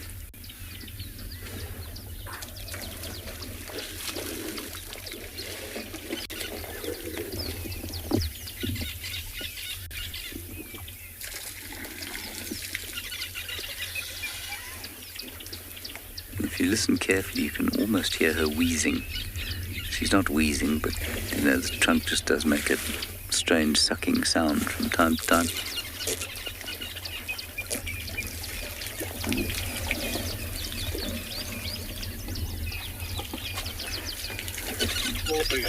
Hello, Sassy Cassie. An elephant takes between 1 and 3 years to fully learn to control the trunk.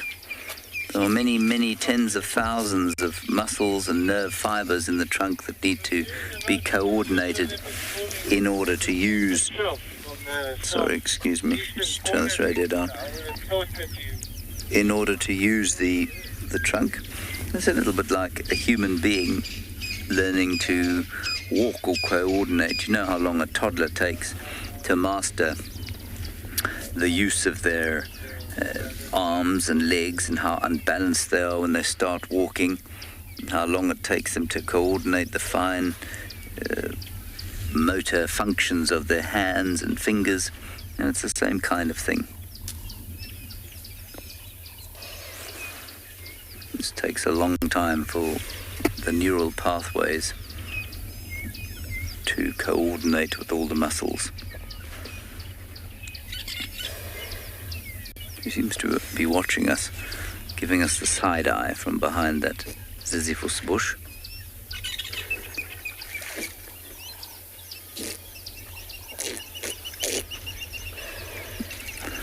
As a result of her trunk, she slurps.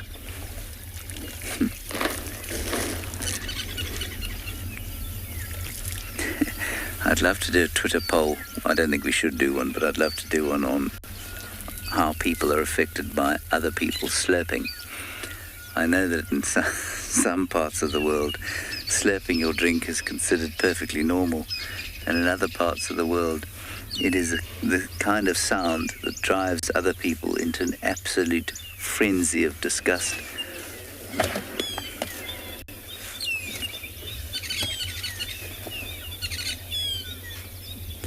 Well, this poor elephant can't help slurping. She's lost the tip of her trunk, courtesy of human beings.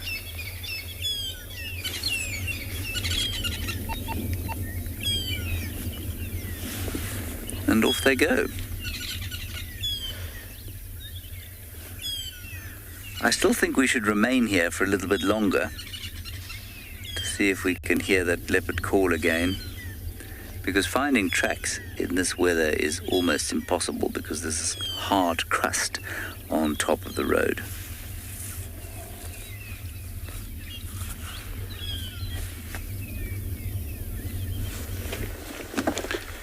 You know, sounds never lie, and if that leopard is calling, I'm sure James will be able to find it soon or later. Now, here in the Mara, we're still with our lionesses and they're eating. They've managed to eat almost half of this wildebeest. Now, because of the grass, it's really concealed.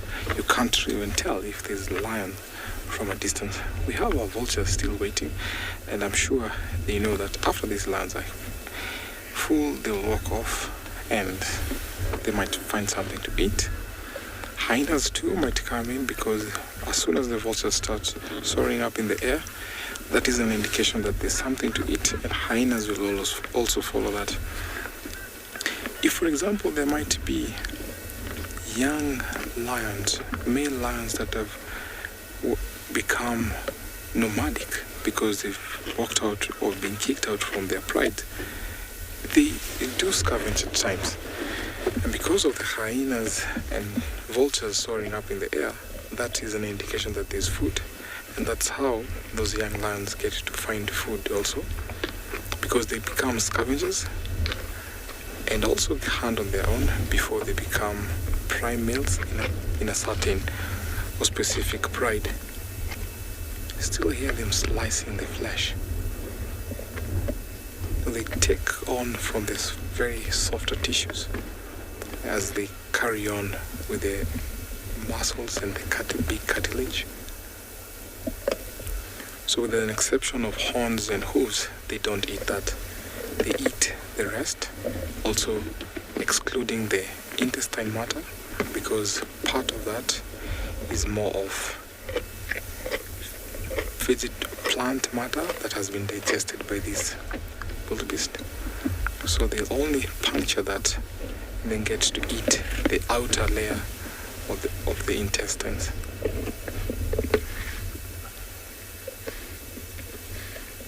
can hear them slicing through. Look at that, how she's pulling off the flesh.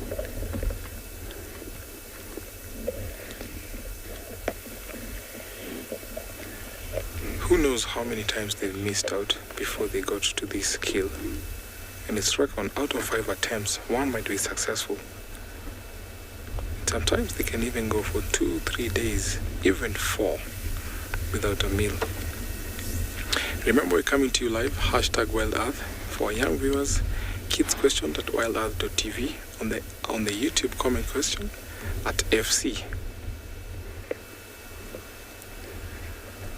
Now we're up, pulling the carcass. So they have to turn it around because part of the outer layer where the skin is full of mud. So they have to turn the carcass and get into the softer tissues and get to eat that. Still have to scan around because scavengers might come in.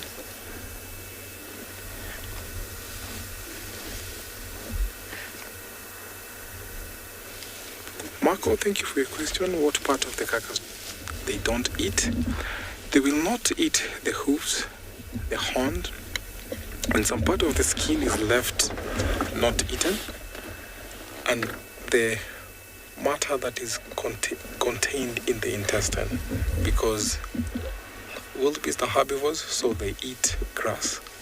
So they only puncture the intestine and eat the outer layer of that small or big intestine. So the hooves and horns are not eaten, and some part of the skin.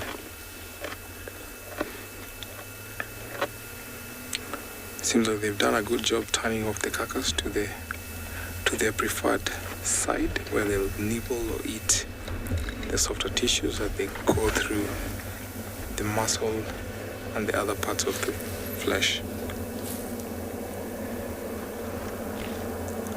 These lionesses look healthy, so it seems like they've been doing a good job. So predators within this ecosystem, Serengeti, Masai Mara, they take an advantage of the herds when they're here. So when the wildebeest are around here and the zebras, they will get a good advantage to eat as much as they can before the herds head down to the Serengeti.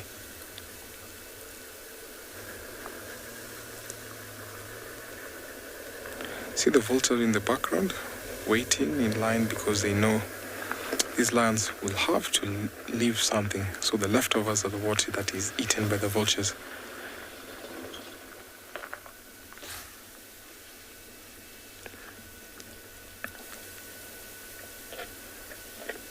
Hear them slicing through the bones and the flesh. So some of the very softer outer edges of the ribs are eaten, and then they leave the big bones. It seems like she wants to go for cover and also maybe try to get something to drink. Look at her stomach, super full. What a big lioness. Look, the face is covered with mud. So this wildebeest had run into a mud puddle, and that's the reason why you see her covered. Her legs are covered with mud.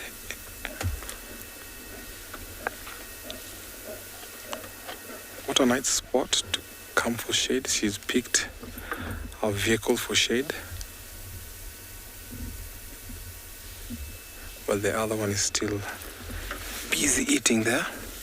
Actually, you can't even tell there's a lion there. The long grass has done a good job, and that is how these predators get an advantage to get to clothes and a hand to pray. So as you wait here, let's send you over to another safari vehicle.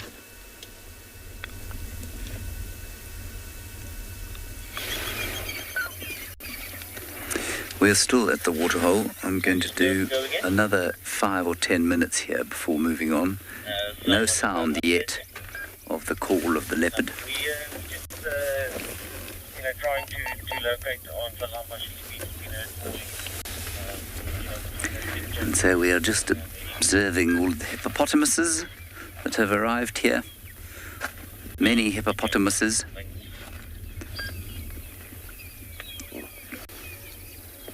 And also feeling this, what feels like a thick, almost coastal mist blowing in, coming in from the east.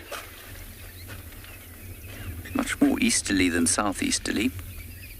And I believe that this is going to be with us for most of the week. Still, my Monday morning's substantially better than 90% of other people's Monday mornings. Atul, you call a group of hippos a raft, or a school, or a pod?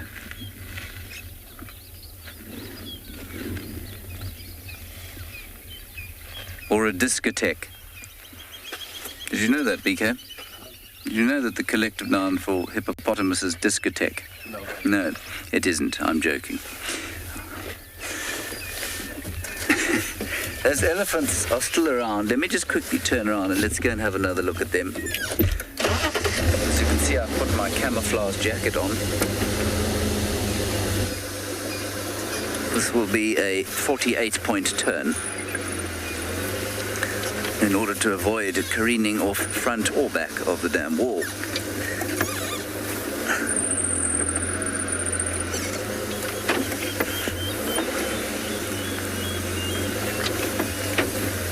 How many is that?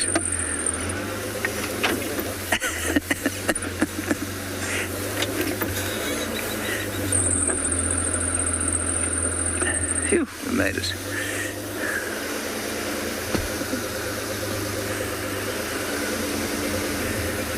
You can see this one go off in this direction. There we are.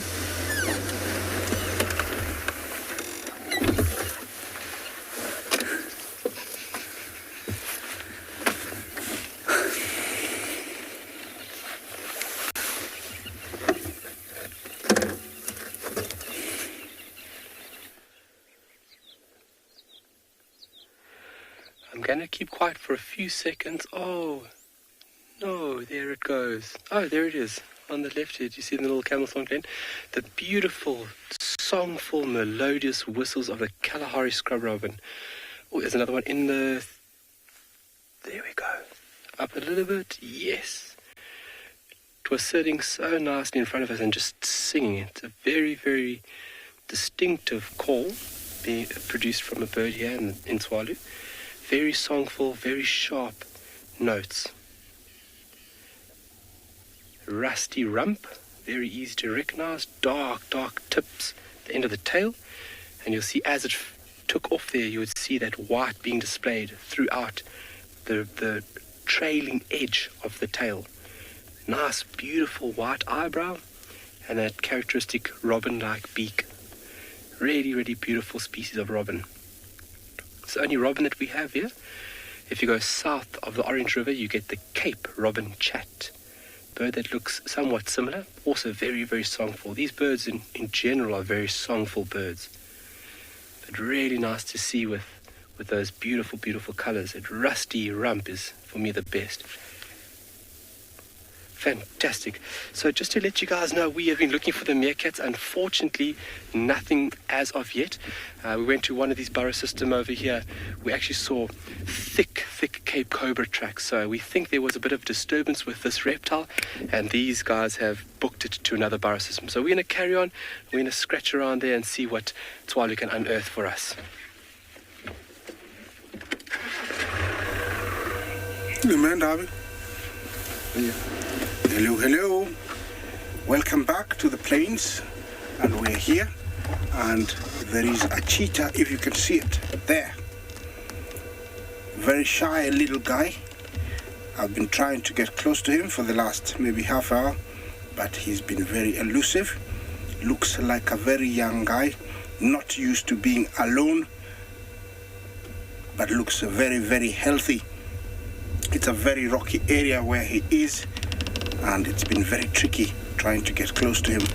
So I don't know how far he's gonna go. I hope he doesn't go too far for me, so I can go and try and find him.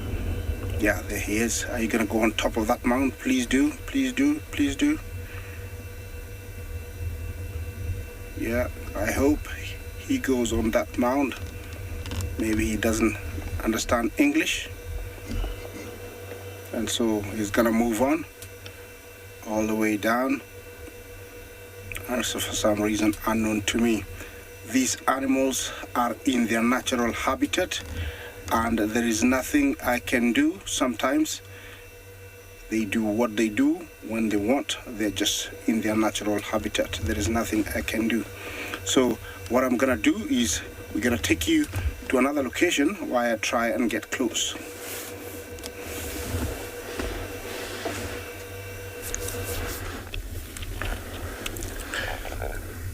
Our committee of vultures are still waiting, contemplating on who will go first, how much one will eat, and maybe if they'll go back to their nest and regurgitate food to their chicks.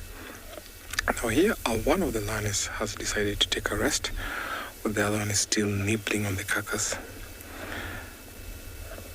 Look at how she's resting. There's enough shade. I think she got bored of us, came to the vehicle for shade, and then went back.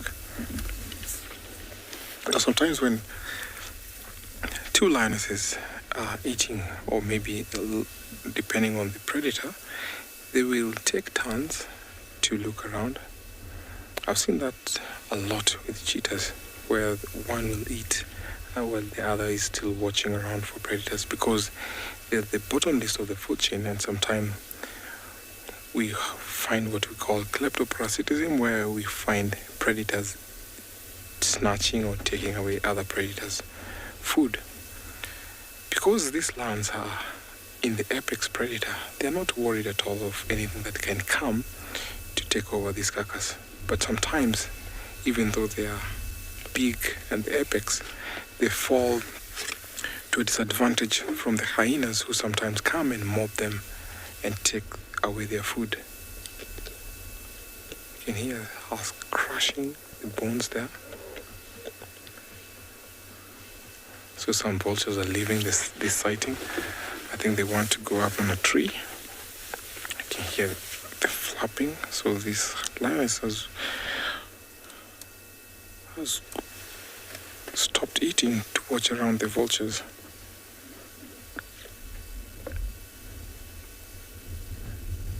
Let's see what she will do. Is she going to drink, or maybe still go back to the food as we take you over to another safari vehicle?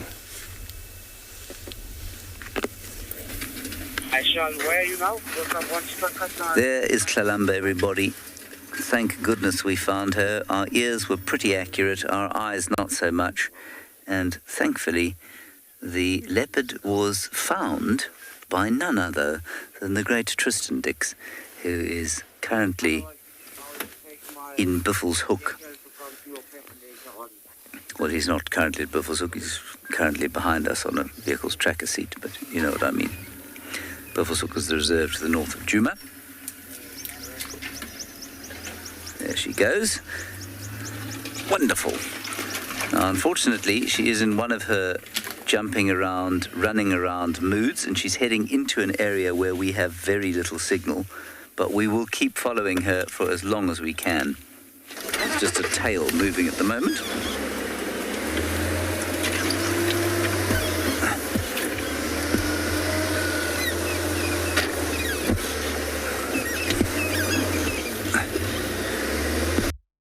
Just try and top here, BK, because if we go down there, we're going to get nothing.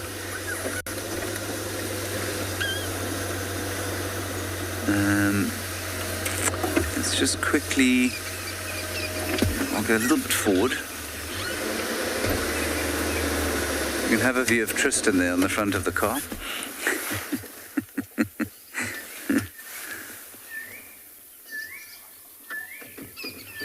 She's just walked in there.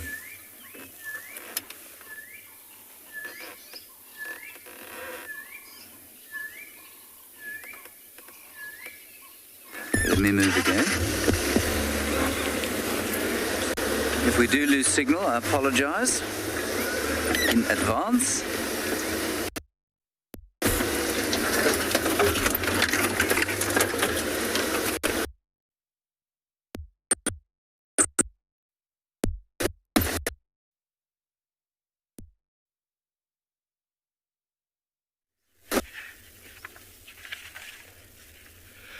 Alrighty, beautiful giraffe in view. We actually had the giraffe and a southern oryx in the same frame, but then the oryx decided, no, I'm going to move off. We actually have a few little young ones tucked up in the grass, and we're just waiting until we can catch a view. Should I pull forward for us a little bit, Glenn? A little bit. Okay, folks, just hold on there for me. Just going to pull the vehicle slightly forward so we can have a better view of this amazing creature. Fantastic.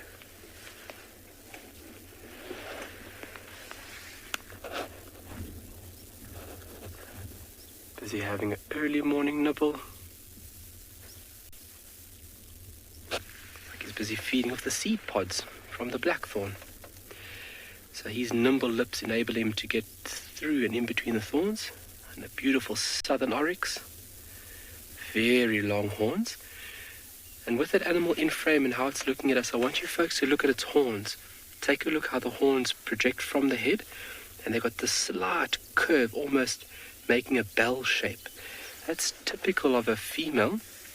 Her horn structure, it's not always a foolproof plan to use, but look how thin and look how long those horns are.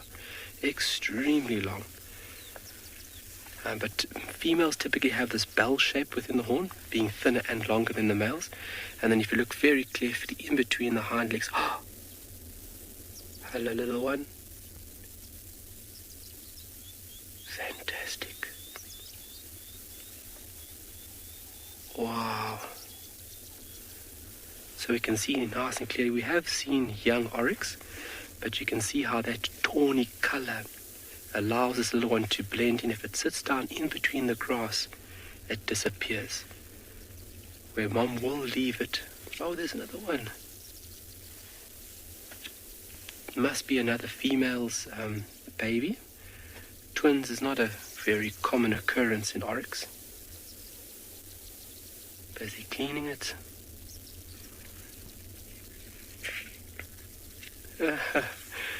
Yeah, it's really special to see young oryx, especially and how close we are. With Tswalu's vastness, animals just have this natural urge, this natural urge is still within them to be wild. They don't stand still. So having them this close and watching the behavior, especially of little ones, is really special. So you would have seen from yesterday Topi being quite aggressive. And antelope need to be quite aggressive when they're feeding. They need to stimulate the milk flow. And that's where you'll have that behavior of the little one almost head-butting mom, unfortunately, in very tender parts. But a little drink is what it needs now. How amazing. So from a distance we saw these little guys, or small young oryx, a couple of days ago. But that is just such a treat. Fantastic.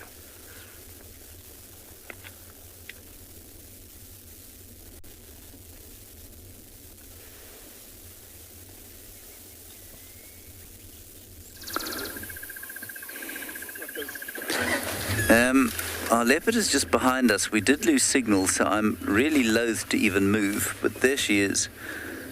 You see her, BK? Yeah, you got her.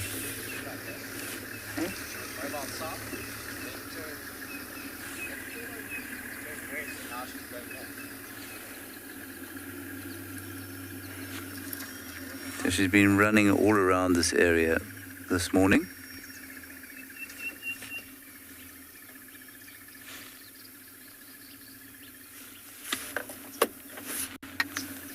Ooh, it looks like stalking behavior. Maybe she's seen a bunny or a duiker.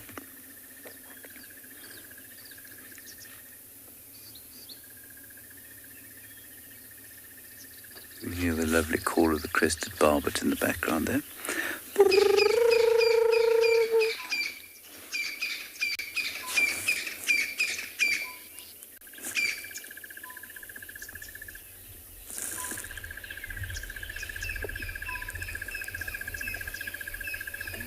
Right, we're going to have to move now, everyone.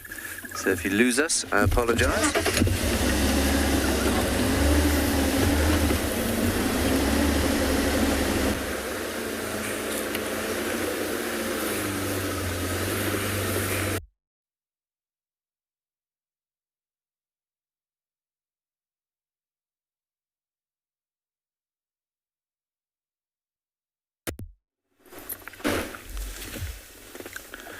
This lion has gone back to eating while the other one is drinking water across the road. Now, after a very big meal or whatever they've eaten, lions will definitely go to drink. See that one there? Drinking. I think I might try to see if I can move a little bit closer. As we hold on, just not, I don't want to scoop him harder. Let's see. Yes, see that he drinking. He stopped. Gone back to drinking. Look at how interesting that is. So after this, she will go down to rest. While the other sister will at least maybe try to pull the carcass over to a shed area, or maybe they'll go head back where they can rest and guard the meal. So they'll take turns to eat and rest, and after the meal is already like devoured entirely, they will leave that scene and walk to another place where they'll hide or maybe rest for the rest of the day. She's watching over her sister and see if she'll walk. See, when they urinate, they have to mark the place where they've been. That is usual, typical for lions. That is a sign of marking territory. And if another lion comes there, they'll get the scent. Or sometimes you find lions from the same pride will come and also do the same. So this is one of the Mugoro lionesses. So they've had a very good morning, good breakfast, a wildebeest. So she'll go somewhere where she'll start cleaning herself. And I'm sure by the time we come in the evening, she'll all be clean. Is that a shady spot? Yes, she might decide to rest there, or maybe not. Can hear her panting heavily. This is so interesting. How cool is that?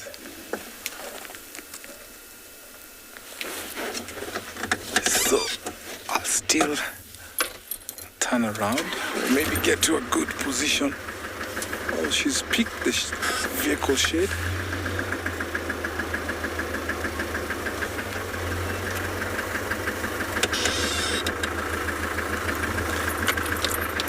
I didn't get the name quite clearly, but you find there's some behavior from humans that will make lions attack vehicles. But as you've seen the lioness walking close to us, they don't see the occupants of vehicle, so they only see the entire structure. So if I did something that will spook her, she might do what we call a reflex and maybe attack me. But not that we've encountered here. We don't see lions attacking vehicles, but yes, they can attack people in the vehicle. Let's say, for example, a lioness with cubs, and then you cut them across, or maybe try to shout or be loud, they will always be aggressive towards these vehicles. But because these lionesses, they were once small, teeny tiny cubs, so when they're walking around from pride area to pride area, or within that pride area, they were walking close to vehicles, and so they've become habituated to vehicles, and that's the reason why she came that close to the vehicle, because she's grown up knowing these vehicles never attack them or never do any harm to them. This lioness is still going for it. Look at the flash there. She's turned it round, and we're still going to watch what she'll do, if she's going to take it to cover or maybe go drink water, as we take you over to another safari vehicle. They're hiding away. He's gone Well, I have. south of my position. Put that softer.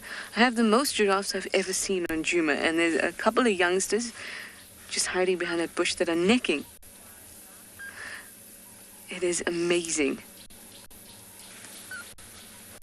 1, 2, 4, 5, 6, 7, 8, 9, 10 behind me all together. I just want you to watch these. Look at these young boys. They're play necking.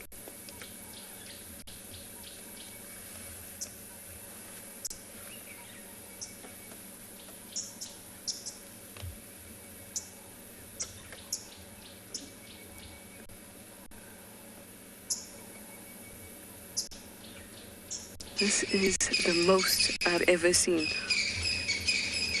in one go ever, actually. 1, 2, 3, 4, 5, 6, 7, 8, 9, 10, 11, 12, 13. 13 giraffes.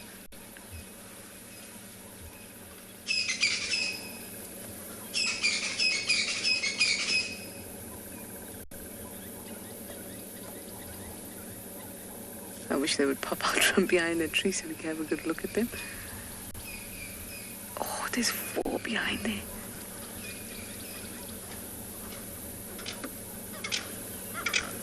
So necking is a dominance display, and the males will hit their necks against each other.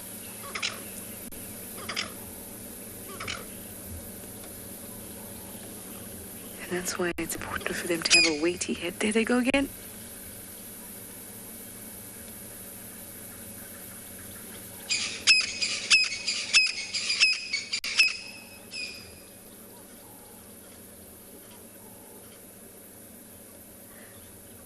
Extra knobs you see on the head, those little calcium deposits that add so much weight to the head that it'll assist them when they're doing this kind of thing, because it's kind of like a chain on a ball.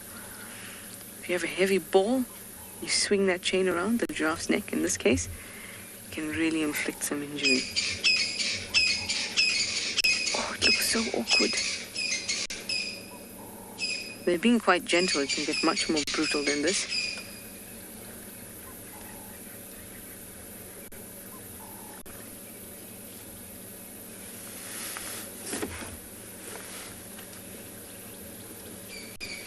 I'm just astounded at the amount of giraffes I'm seeing in one go.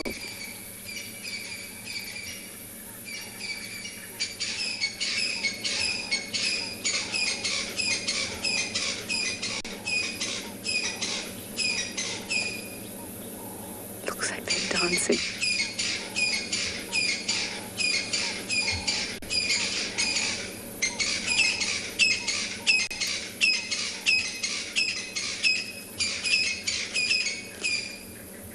The Natal spurfowl are very excited, clearly, at the necking giraffes.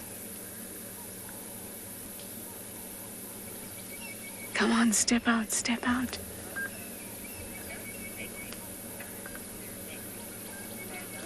Momo, you'd like to know if necking bruises their necks?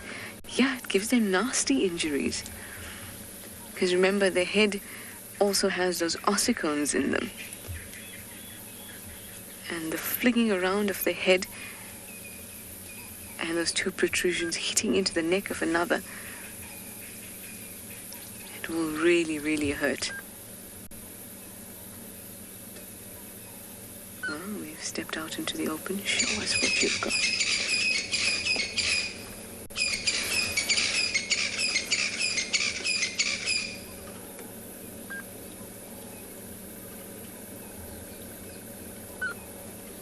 Look at that. Such interesting behavior. It's so nice to see it in the youngsters. The amount of giraffes around me is absolutely astounding. I'm going to sit with them for a little longer.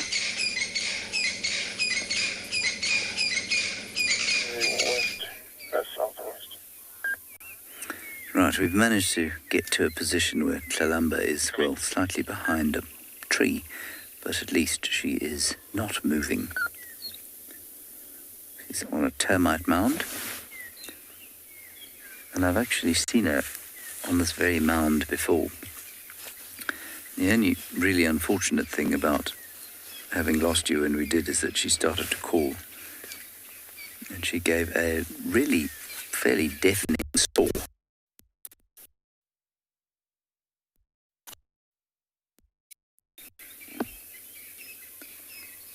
Do you think that's her looking at my impression of her voice and not thinking very much of it? Sorry, my dear. I didn't mean to cast aspersions on your singing voice. It's quite gravelly, though.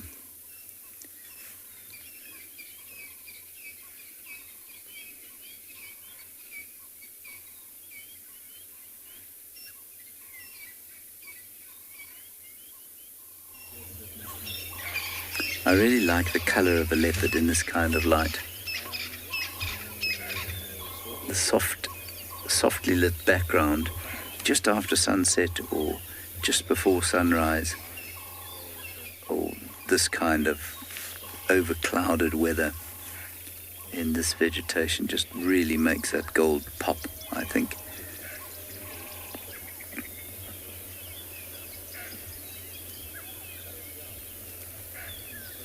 It's much more subtle than it can be otherwise.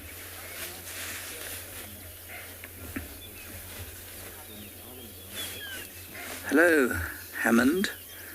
Leopards can go without a meal for as long, 5 minutes to a week. It just depends on what they've eaten. So it's exactly the same as if you happen to have eaten a big meal, you won't need to eat for a while. But if you've only eaten a very small peanut after a hiatus of 2 days, you're going to be hungry immediately. So it is with a leopard. If they kill a termite and eat that, it's not going to last very long. But if they whack an impala and eat that, well, that's going to last them probably a good week.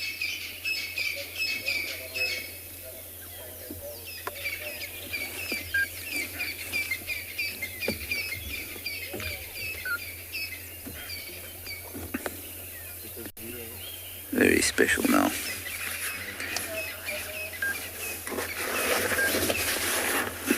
I know you can hear all the birds. You're just going to hear a bit of ruffling as I cover myself up with my rain skirt because the water is starting to come out of the sky. There we go.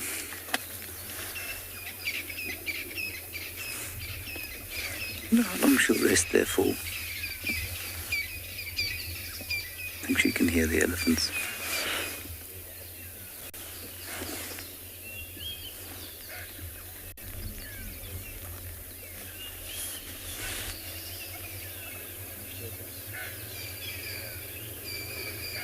I'm sorry her face isn't in view, but it's not actually possible to get it in view at this stage. But we'll enjoy the juxtaposition of her golden pelage with that of the termite mound.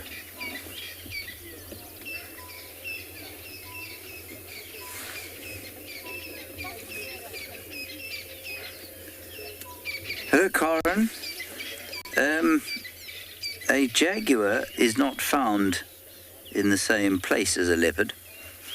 So a jaguar is a South American species, but they're from the same genus. Well, they certainly used to be. I'm not sure if they still are. I'm pretty sure they still are pantheras. I'm 99% sure they are. And so they are relatively closely related, and I don't know, I'm assuming they have a common ancestor rather than having evolved the same camouflage strategy for similar kind of habitats. And I don't know when that last common ancestor died out, but it is interesting given how completely different their distribution is that they have adopted or maintained the same kind of strategy. The jaguar is also bigger than a leopard. Its rosettes are wider, and so it's got a much more obviously, I suppose we've got fewer spots because the rosettes are wider. But otherwise, they're very similar.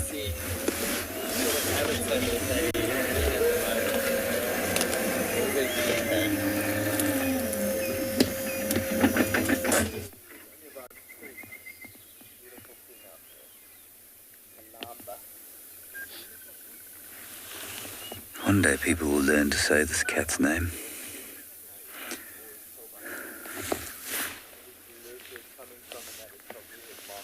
So I think we'll just sit here quietly and see what she does.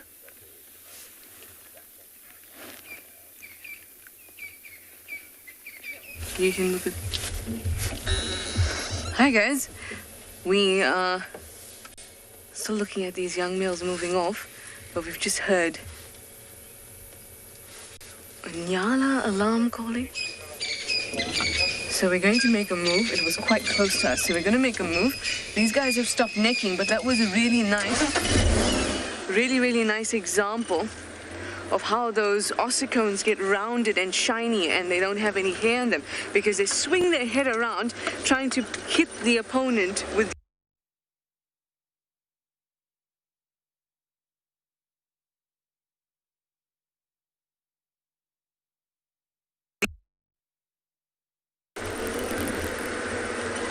then we'll have a good indication of where this animal is. It was so deep, so close.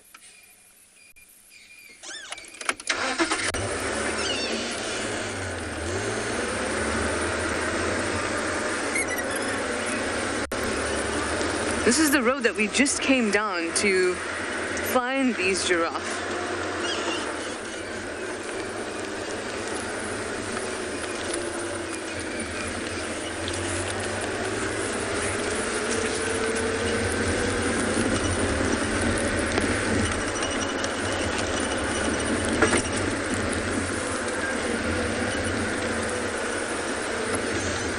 Stop and listen again.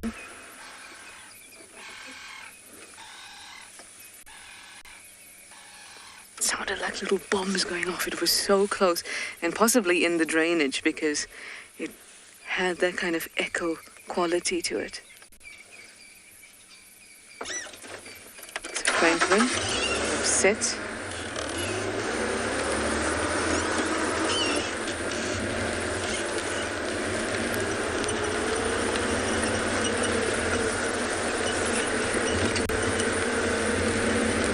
I love this.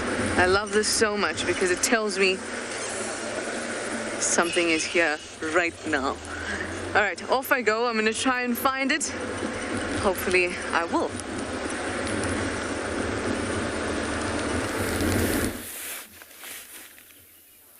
You've just missed her calling. She just gave the most wonderful call. Loud.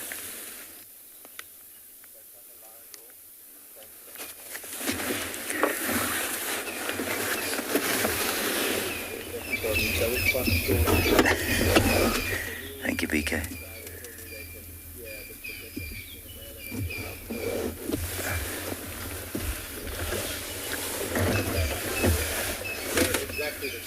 Oh, I can't believe you missed that, and it's no one's fault. She just called slightly too early. As she started to move,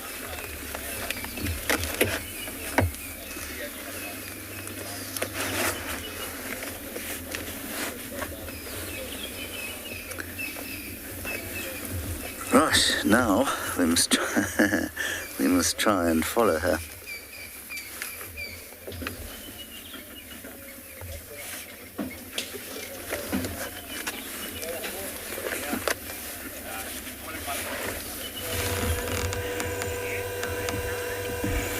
Jumbo, look at this. A brand new baby.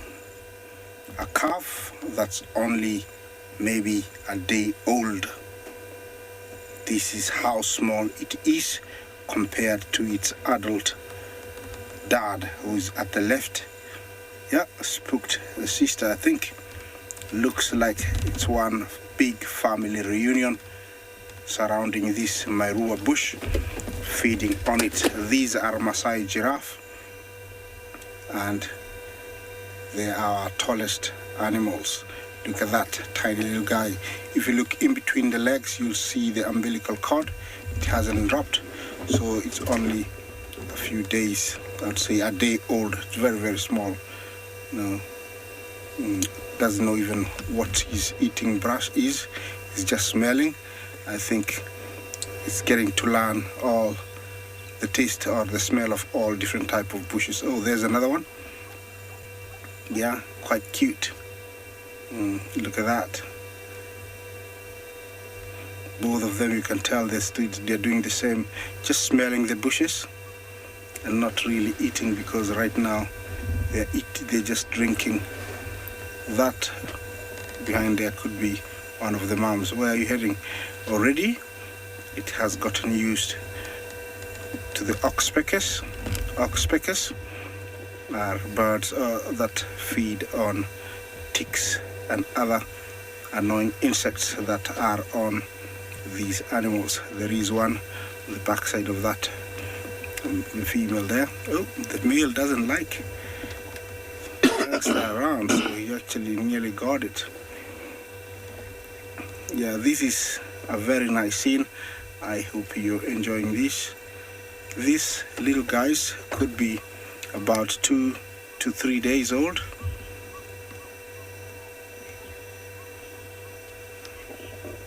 Miley Jumbo, giraffes eat different types of trees or brush, and here in the Mara they're very lucky. There is a wide variety of different bushes. They don't have a specific one, but wherever they walk there's always a bush and a different one, so they feed on different kind of bushes every time. They actually eat the leaves, and they are known to go for a very long time. In Kalahari in Botswana, a researcher once said he went for over 7 years without seeing a giraffe drink. So they can go for a very long time because they obtain all the moisture they need from leaves, which is amongst these bushes. This one is slightly older, you can tell. It's slightly taller, and it's starting to nibble on the bushes. It will be interesting to see it come out so we can compare it to the others. Hopefully it can, but it is very lovely.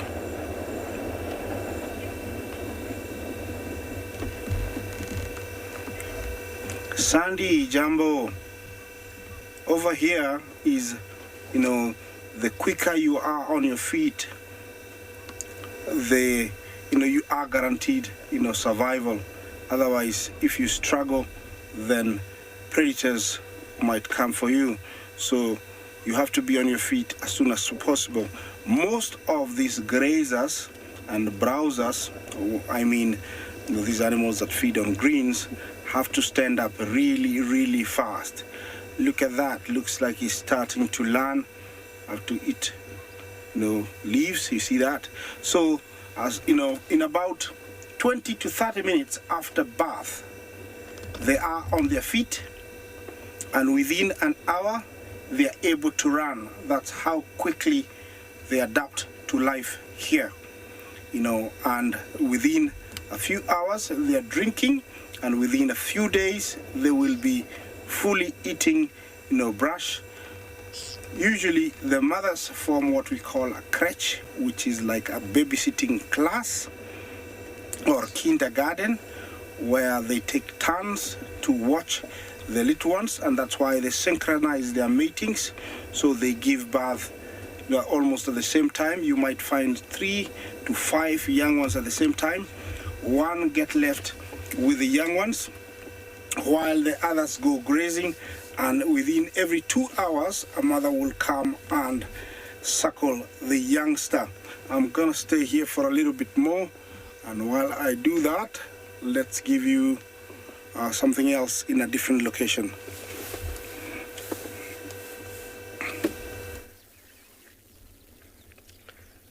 Little morning drink from this beautiful blue wildebeest male. And we've also got some kudu coming down slowly. And just a little update on our shell ducks. There only seems to be 2 left. We didn't visit here yesterday afternoon we were with the lions. But there only seems to be 2. The other 2 might be sitting under a bush somewhere, just scanning and making sure. Oh, young kudu bull. Very cautious.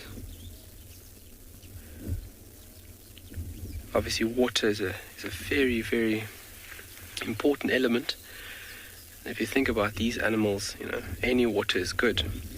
If you think about as humans, we take water for granted. You go and turn the tap and it's easy. There's fresh drinking water. Although around the world, 1 billion people don't have access to fresh drinking water within a 15-minute radius from them. So water obviously being a very, very important element for most things, biological activity. Obviously for us, we can't survive more than 3 days without water. But a really important source of water for these animals, taking very long treks. They go long distances to get to and from water here. And they have to be extremely tough in order to survive. But that wildebeest has had enough. Beautiful scene. We've still got a nice bit of cloud cover. The sun's just starting to break through. Glenn, can we go into those shell ducks? Let's just take a look at those little shell ducks there. In frame. Beautiful. There's 2 of them. Morning, guys. So the other 2 members could have made their way. But we're going to take a little look here and see if we can find them under a tree somewhere.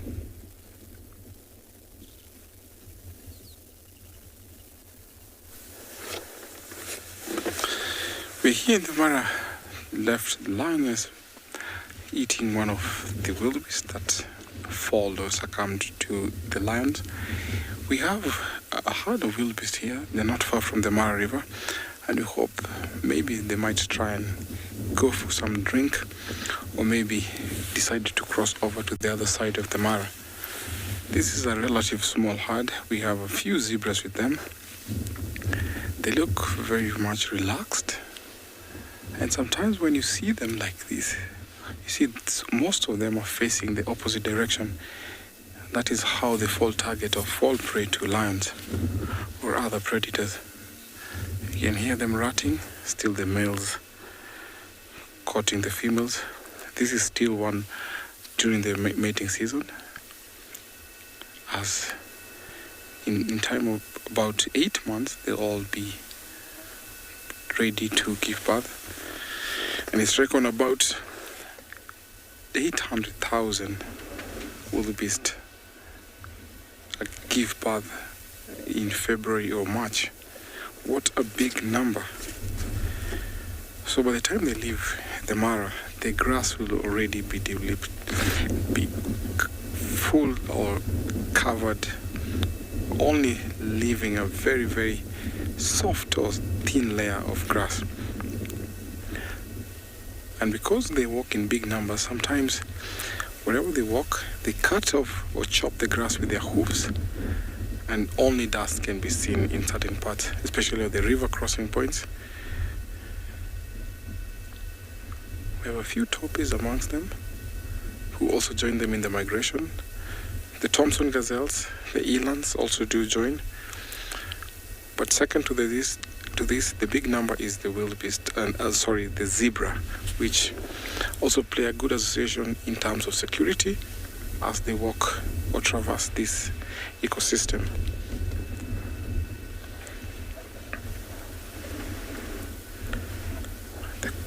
The grass here is a little bit fresh and green because it rained here about 3 days ago, and this wildebeest had gone away from this area for about a week we've not seen them around the river for close to about 1.5 weeks. So it seems like the fresh grass that grew up here is an advantage to them.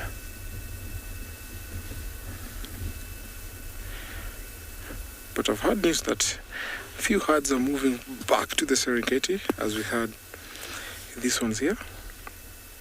So we have late comers, late goers, who will still join the other herds as they migrate, going back to their calfy grounds.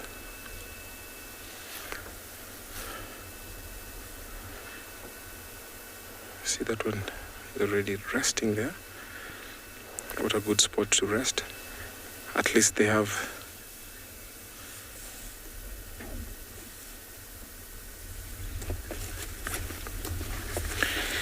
wildebeest communicate in various ways. There's of course tactile, there's of course sound, which sometimes they mow or bleat. You can hear the rat. That is some of the communication signs.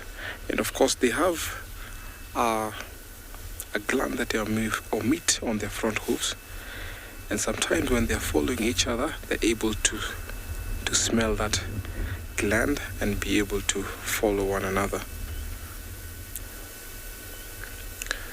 But one of the most significant communication is vocal, where they mow, sometimes they bleat, and they rat, as you just heard some of them ratting right now.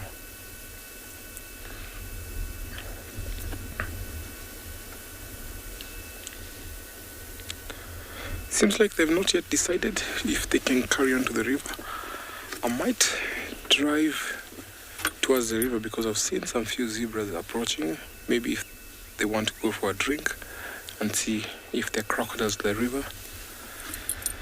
While these ones carry on grazing.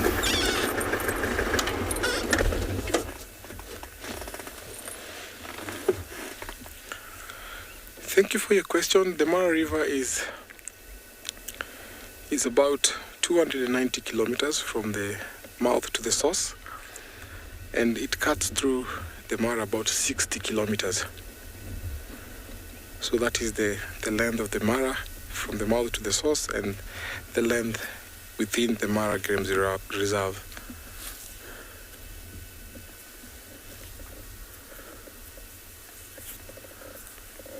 So some few herds are resting there. So it seems like they're going to stay here for a little while as we send you over to another safari vehicle.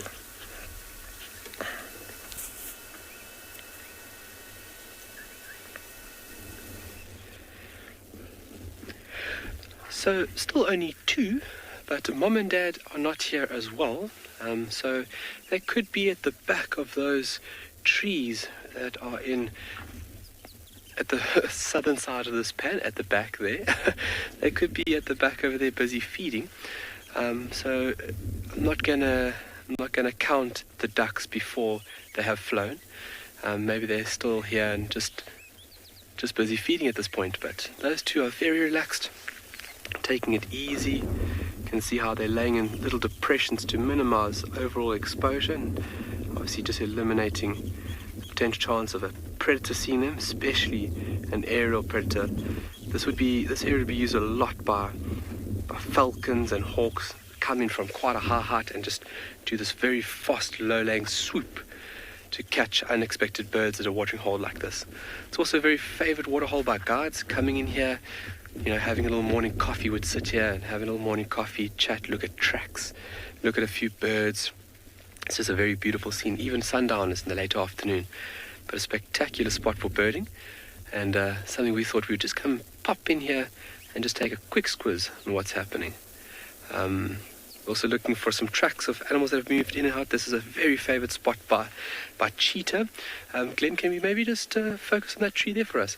If you take a look, Glenn will focus on a tree that's used commonly by a pair, 2 males, a coalition, and that's what we'll be looking for now as well.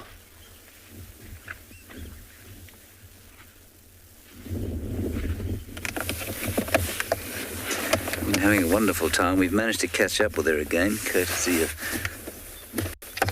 Cheetah planes.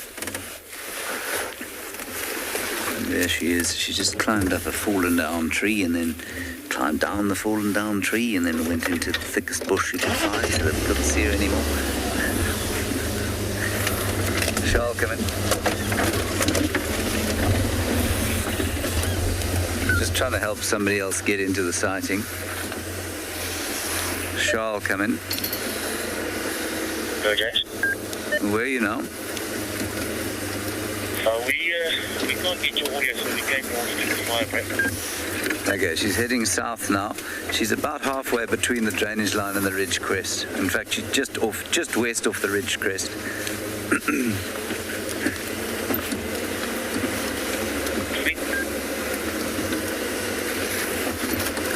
It's actually so difficult to give direction in this kind of terrain with the weather like this because you can't see where the sun is. And I have to check a compass every so often to check where I am. There she is. Get a brief view of her.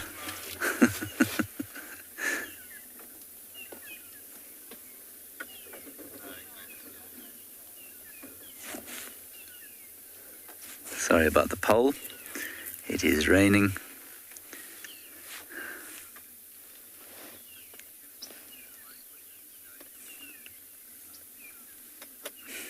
That's a gorgeous sight of some quarry bushes. Let's move through them.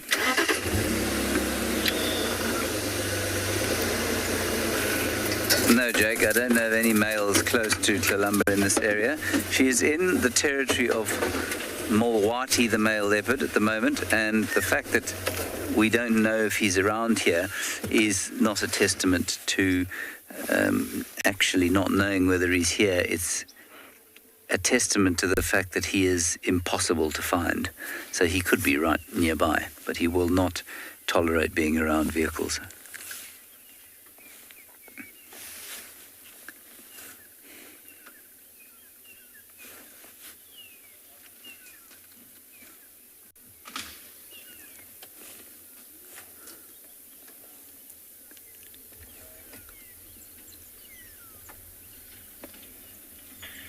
James, Go ahead. yeah, but I'm gonna leave you with her if that's okay. Try and get my tracker. Copy. Oh, it's a lovely smell. There's some jasmine. Oh, look at this. Just quickly, BK, I know that it's not quite as good as a leopard, but it's Carissa bispinosa, one of the most beautiful smelling plants you'll ever find out here. Okay, right, that was a good look. Let's carry on, otherwise we'll lose the leopard. The smell is just amazing. She's just down there. Hey.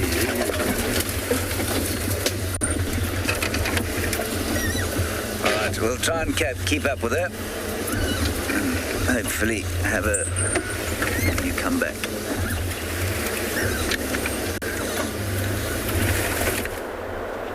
Leopards are one of my favorite cats, and because they're super elusive, here in the Mara, I can't tell you how many times I keep on missing those leopards. Now, I've come across this very big crocodile here, basking in the Mara River. Look at how big this croc is. I reckon this must be about 4.5 meters. I see the other one in the water there. Look at how they blend in so well. You can't even tell if there's a croc or a rock there. Because they are reptiles and they live in the water, they have to warm up every day, especially during the summer or the hot days. Sometimes in the winters we don't see them out of the water, but they take an advantage of whatever time they can, coming out to at least get some sun, turning around a little bit, maybe for a good position. Look at how big this guy is. Super cool. Maybe you want to go back into the water. And off he goes. I'm not sure what has made them go into the water, and sometimes they can feel the vibration of animals coming to drink, and that can trigger them to go back into the water. See, they're swimming slowly downstream, so could be maybe change of position, or maybe they want to go next to the other side of the river. They're swimming so fast, and I'm quite amazed of why they are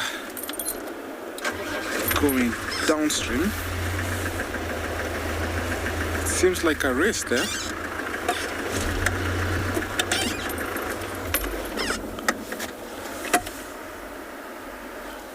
See them racing down there.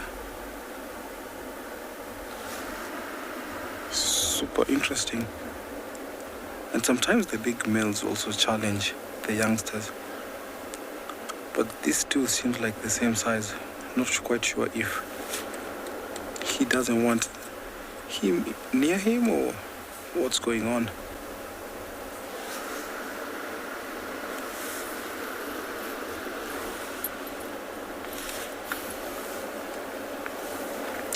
Carl, the crocodile are super fast in the water because they help propel the water by their long, strong tails. So they are super fast. In terms of speed, not quite sure, but I know they're super fast.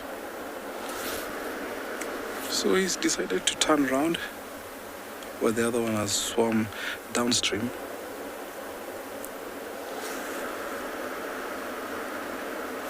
And sometimes they will pick a place where it's a little bit rocky and more torrent, and see what he's doing right now, swimming upstream.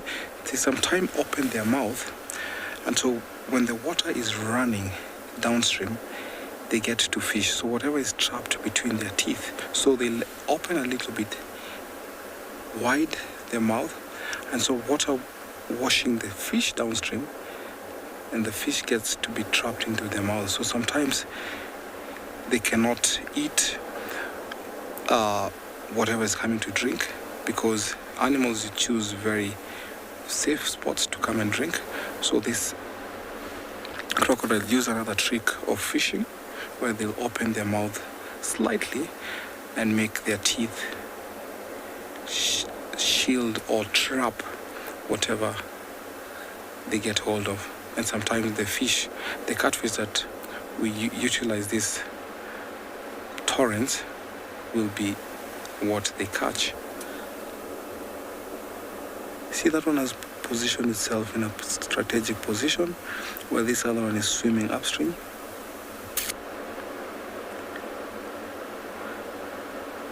Because they can go for long without eating, so that is a very unique behavior that I've observed here in the Mara River when these crocodiles are fishing.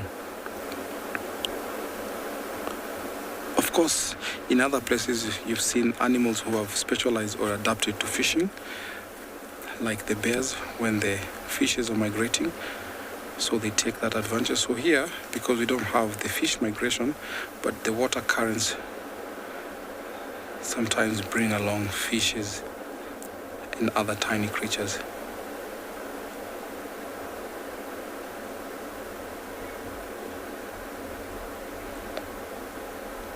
But definitely that's something that wanted to come and drink, and they could feel the vibration, and that's what prompted them to go into the water. It's because crocodiles have nerves on the tip of their mouth that help them feel vibration in the water, and that is how they locate prey, even though they are farther away from whatever is coming to drink or whatever is in the water.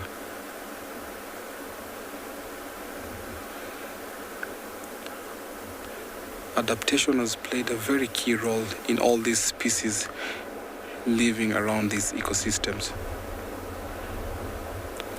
As you watch this crocodile fish, we're going to take you over to another safari vehicle.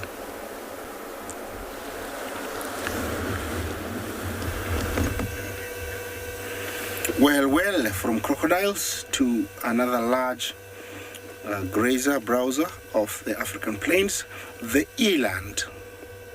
Here is a beautiful big herd of breeding herd. And you can tell there, the very gray guy with the dewlap, the thing hanging on the neck, is a male, and he's making rounds, checking who is ready for mating. Yeah, the females have got slightly slender build neck. Males have got that very thick, and you can tell that guy stands out.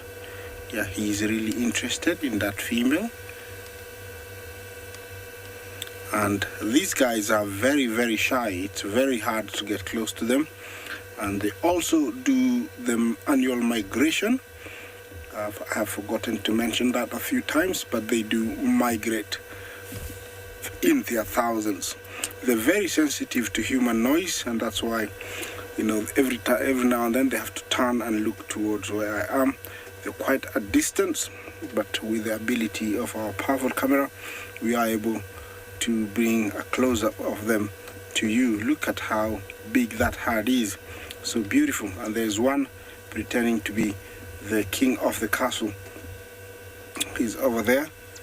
I think he's on duty, and he's chewing his cud. This is an animal which is a ruminant, so it's chewing its cud, ruminating.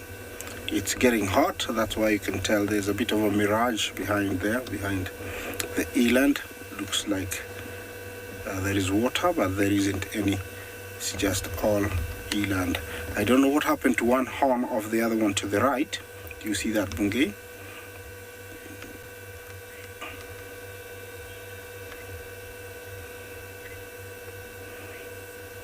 Greg, Jumbo, how do eland protect themselves from predators?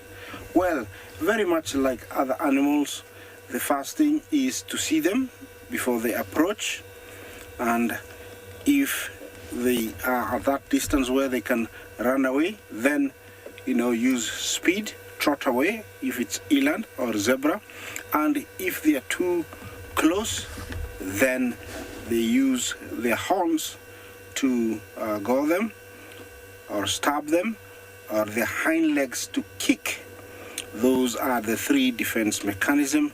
It's either to see them before they arrive, or smell them, run away, or kick them if they're too close. Although those are the three techniques that they use to defend themselves. They're very comfortable at the distance they are in right now, and that's why they're twitching their tails and checking me out, making sure that I'm not getting out of the vehicle to walk towards them, because they don't like humans. They're always running away. I don't know what we did to them or what kind of experience they had with us, because they never allow you to be close. It's very few times that I've, you know, been close to one. It has been a very big old male, and I'm sure they've learned, you know, through experience, you know, to tolerate us when they are much older. It's very interesting what's happening here, because it looks like there's a few bulls that are trying to mate with females, but the females are not ready. Yeah, although, you know, it is the largest, it is capable of jumping about 9 feet in the air, believe me. You know, you might think it's not true, but they can do that with ease, and almost 12 feet long. So they actually can also get away from predators that way. These are animals that can browse and graze, which means it's grass and also leaves, so it can go without water for a while. It's got amazing eyesight, hearing, and, you know, smelling, so it also can detect danger for a very long way. And this is the kind of habitat where you find them: wooded savanna, you know, mixture of brush and grass. And over here looks like they're not feeding, it's only chewing their cud and allowing the males to go to make their rounds. There's two big males in between there. You see them? They're really, really huge. The thing hanging on the neck is called a dewlap.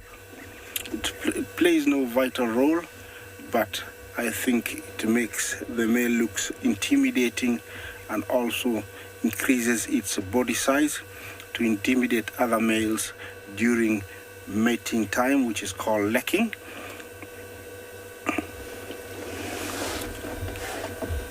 Yes, it looks like they're very happy where they are. Tails just twitching, chewing the cud. I'm gonna stay with them a little bit longer, and yeah, let's take you to another live location.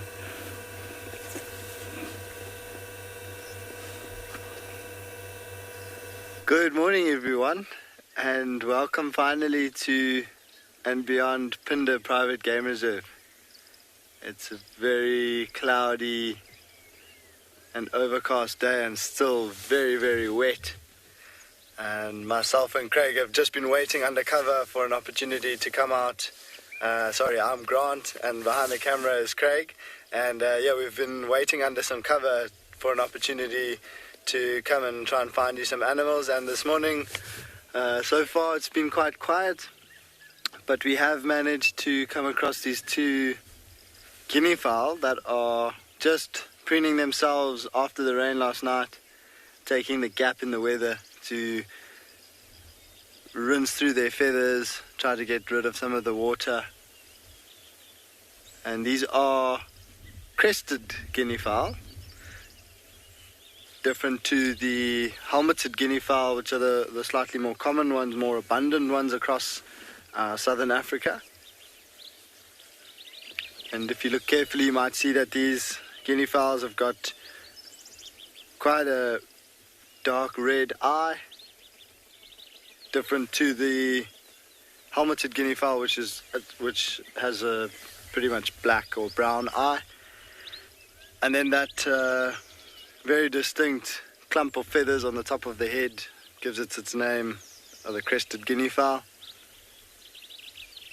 Also bald or lacking feathers around the face and the head, and then it's got that nice little clump of feathers up around the neck, giving it like a polar neck effect. And they've got a beautiful iridescent blue sort of tinge to the feathers and to those little spots, which is not that blue color is not that obvious now with the very cloudy and overcast. Oh, there's a malachite kingfisher. I mean, African pygmy kingfisher. Can you see it? Just on this bush right next to us, yeah? There, yeah. It's just flown in and landed. That is an African pygmy kingfisher. Try to look at all those little colors. It's a magnificent little bird. Got some pink on its cheek.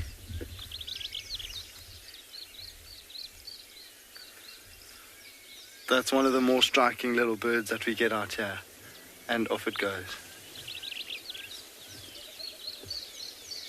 Oh, and there's some monkeys in the trees close by. Did you get him? No. Monkey. Yeah. Monkeys climbing down. Also was up in the top of the tree canopy there trying to dry off as there's a gap in the rain. So it seems like all the birds are becoming more and more active this morning as it dries up. But looking around us, there are clouds everywhere. I'm glad you can all hear the sounds of the birds and the sounds of the bush coming alive. What's also happened, which has been really nice to see, is with the rain, what happens is the soil gets really soft as they absorb all the moisture, and it triggers elate eruptions. And so what we've been seeing is these little flying insects coming out of all the termite mounds, and the birds have been having an absolute feast. And we've even been seeing little birds like canaries, which are usually seed-eating birds, so they eat all the little grass seeds and other seeds of plants.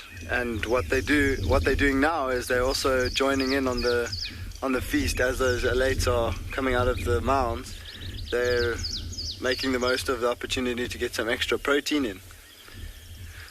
So this morning, Craig and I are just going to carry on a little bit. We're going to leave these two guinea fowl to preen themselves, and we'll see what else we might be able to find for you this morning.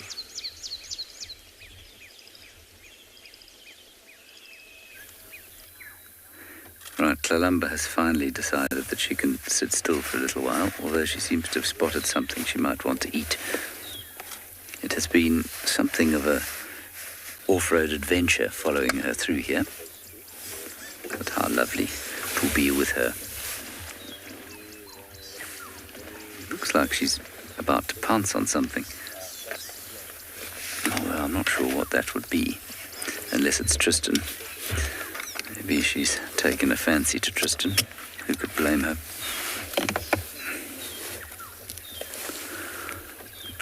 I will let you know that, it's not all comfortable out here.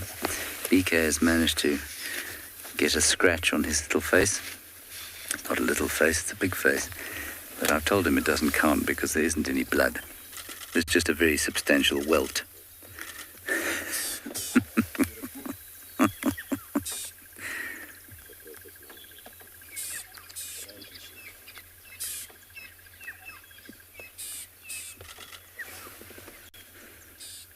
Poor BK.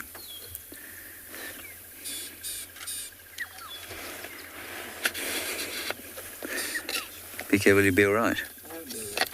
Would you like me to get a medivac helicopter in here? It'll be okay. Good. Like I say, unless there's at least a litre of blood, I don't think it really counts.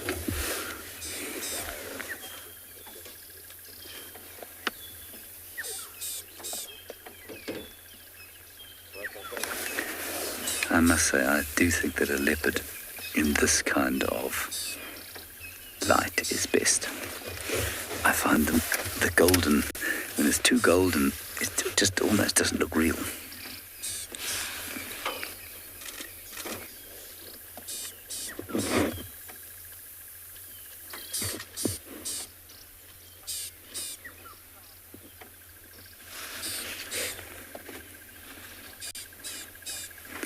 Hello, Charmaine. Do leopards have preferred sleeping spots? Yeah, they do, Well, I don't know if they preferred, but they certainly go.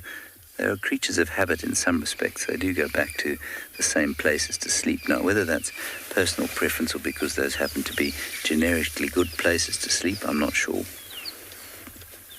But I remember often when I was at Nyala, there was a leopard that used to sleep. If she was in the area of a particular Nyala tree, that's where she would sleep almost permanently. And if I'm thinking of, I don't know if Tlalumba's got any particularly favourite spots. You hear the rain starting to fall now.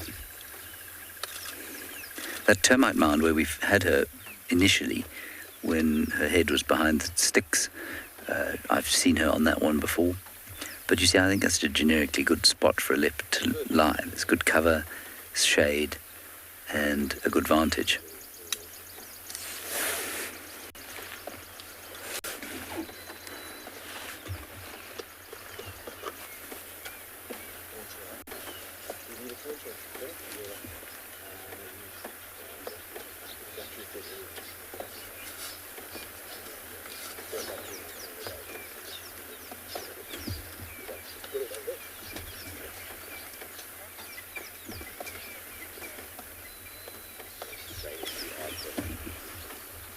Jolly Whiskey, do nomadic leopards mate? Yes, indeed, nomadic leopards mate. But it's unlikely that, I'm assuming you mean male leopards, it's unlikely that they would be allowed to, because the territorial male of the area would stop them, would prevent them from trying to mate, and would do so with violence. So if he came across a female that was trying to mate with a female, if he came across a male trying to mate with a female in his territory, he would definitely take a dim view of it. But there's nothing to preclude him mating. Also, remember that if he did mate, his kids would probably be killed by the territorial male. There she is, eating grass.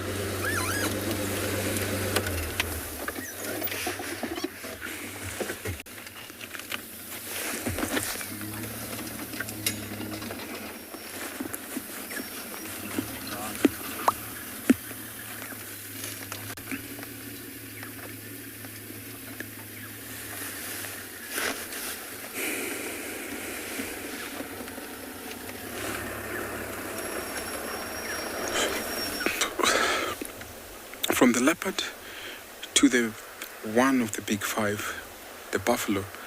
Now these two buffaloes are close to the Mara River, and I can see two crocodiles that have swum just close to the bank, hoping that these guys will come to drink. But sometimes I've seen them coming to drink, but these are super big, and it will have to be a big struggle before crocodile will take this one down. Sometimes they avoid them, but if an opportunity arises, because I've just seen two that have just swum across, and look at those two big crocodiles there. They just come close to the riverbank there. A little while earlier we saw two crocs that wanted to swim downstream. So we came here only to find these two buffaloes. So they are at least sense or felt the vibration, and that's why it prompted them to swim to this area.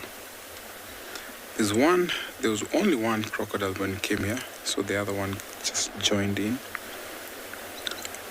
But these buffaloes are not even scared at all. Sometimes when we're waiting for the wildebeest to cross and the zebras, whenever they see the crocs, they all stampede and run away from the banks.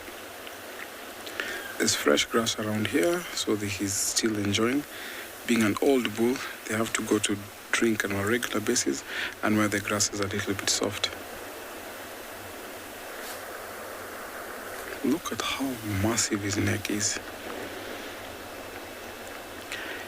This is the second bull. Seems like he's broken one of the horns, of course from a fight.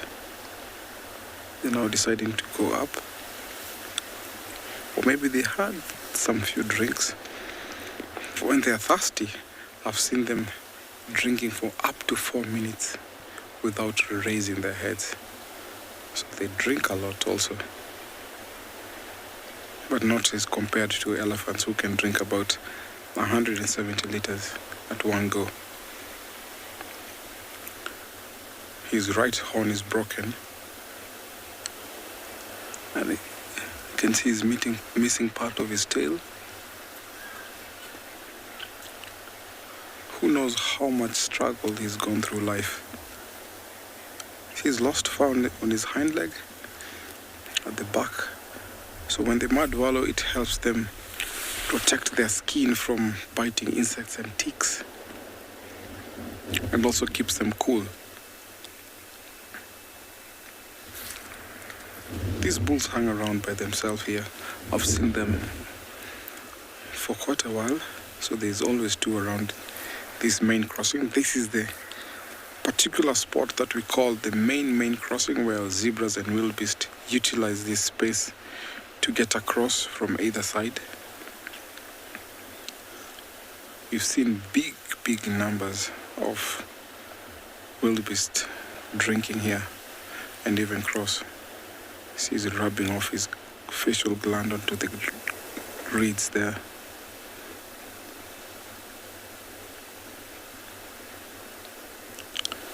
He's already seen us, got some scent. See how they snarl their noses and face? That tells you that he smells something. And that is one of the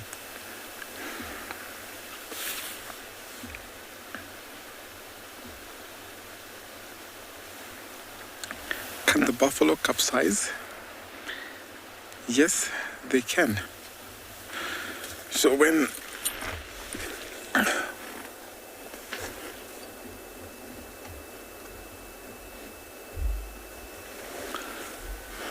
yes, they can. I've seen them walking across, but most of the time what they do, they only walk on the very shallow bottoms. They're not very good swimmers. I can't compare them to the zebras, who are really good at it when they're getting across. So, but these can at least use the very bottom, shallow bottoms to cross, to get across.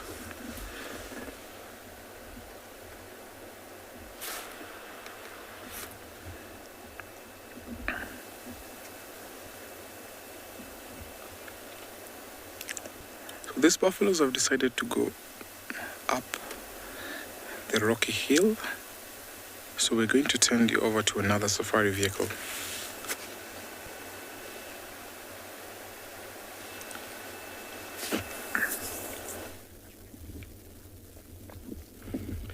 So with the cool weather conditions that are prevailing today, antelope species such as this don't really need to worry about cooling oneself down. These guys are really adapted to these hot environments, and through the cooler parts of the day, I bet you they are enjoying every single second of it. There's a lot of biting flies, irritating the living daylights out of these oryx, these southern oryx. You'll see every now and then the animal will actually use its horns and pin the horns backwards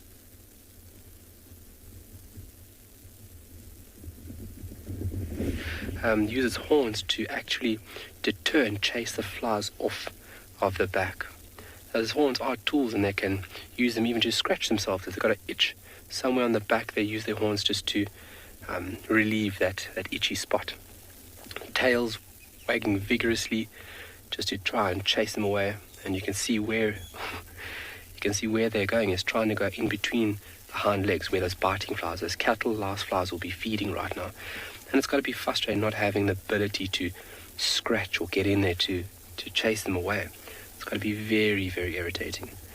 So there's one male in frame there. It's more than likely the dominant bull of this area. Bulls' territories would range, obviously, with availability of food, if there's a drought or not. But on average, you're looking at between 14 and about 40 odd kilometers. It would be a little bit wider in terms of territory size if it is a drought season, or even vast areas like this of the southern Kalahari. And then females will move through in home range. And I mean, females can make great treks within their home range. That'll be going to water points and then chasing areas where you've had rainfall. And they would go in search of this new fresh fodder. And females in the southern part of the Kalahari, where we are now, can range over 200, 300, easily up into the 1,000 sometimes. Through drier times, they would obviously push into the very, very high limits of this home range that they would inhabit. So there's two females in the picture, and look how that bull is holding his head up, trying to strut his stuff. A bit of aggression from the two females, ears facing forward. So within the female group, there'll be a strict hierarchy. Same with the males, they're territorial. Bachelor herds with oryx, southern oryx, are a bit of a rarity. You don't now and then find small groups of males, not all the time. So groups are typically females, moving through their home ranges and then going through different male territories, where bulls like this would have the opportunity to say hello, and then see if you got the good looks that will impress these ladies. And you'll see if those females get too close to each other, the horns will be used as a deterring tool, let's say it at that. But remarkably adapted. As I've mentioned before, they allow their body temperature to rise, and they've been clocked at 40 plus degrees Celsius. I mean, that is crazy.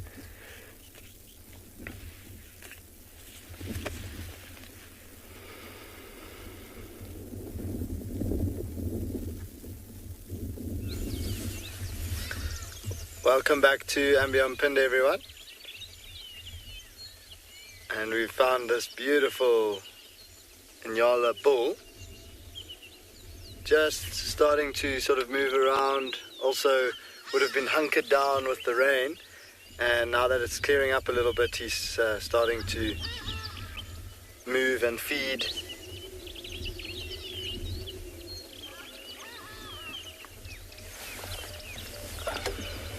He's got a beautiful set of horns.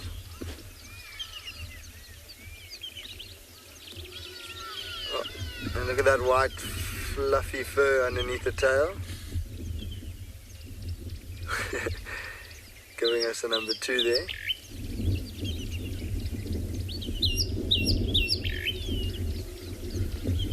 And you see that white fur on the length of his back.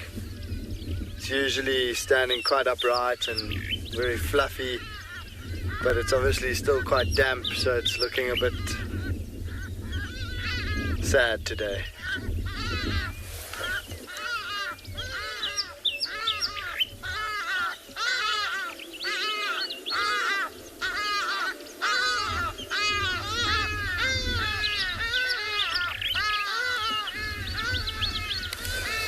So Viking's got a pretty interesting question saying, can an Nyala hurt a lion? So they definitely can. They've got those horns for a reason, and it's mostly for fighting with other Nyalas to for mating rights of the females. But they can also serve as a defense. So more especially on smaller predators like leopard, or like if there was maybe a hyena trying to go for him, he would be able to show that predator his horns, and if he was threatening enough and confident enough in his advances towards the predator, he would definitely deter a smaller predator, and perhaps even something like a lioness. He's more likely to run away from a lion or lioness, but those horns are very, very sharp, and they can certainly do damage. So there's a lioness at the moment, one of the prides in Pinder, that's got a hole that almost looks like it goes straight through her hind leg, and that could have been from something when she was taking down something like an Nyala or a warthog. They definitely can inflict some nasty wounds onto the predators. He wouldn't actively go and try to hurt a lion, but sometimes in the takedown, when the lioness is chasing after him and she manages to pull him down and they're both tumbling, one of those horns could spike into her. And the same goes for a leopard and cheetah as well. Typically, like a female cheetah wouldn't go for an Nyala bull like this with those big horns. That's also what those horns are meant to do, is deter the smaller predators. And so like a female cheetah wouldn't go for an Nyala bull like that, but perhaps a coalition of 2 or maybe 3 male cheetah would try to take down an Nyala like that.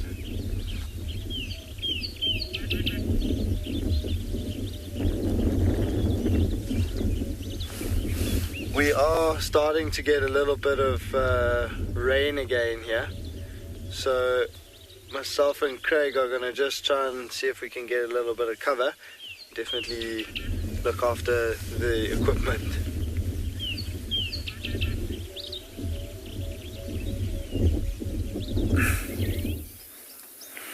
Our leopard has gone, well, not quite to sleep, but she had a big clean on the bottom of this termite mound, and now she's climbed up top to it,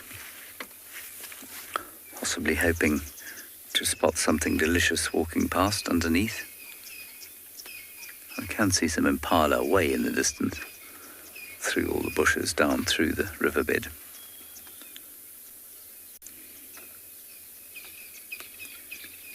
You can hear the fan-tailed flycatcher calling, tree, tree, tree, tree.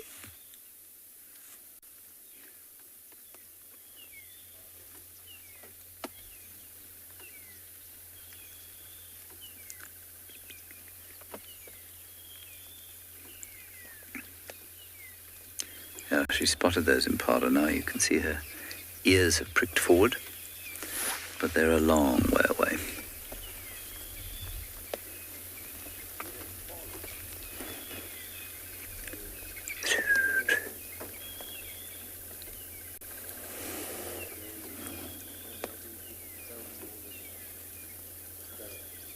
I wonder if we shouldn't just drift forward. Let me just drift in here.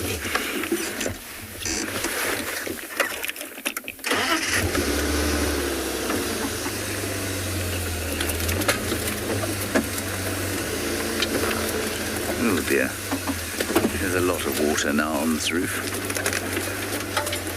Okay, I might just drip off. There we are.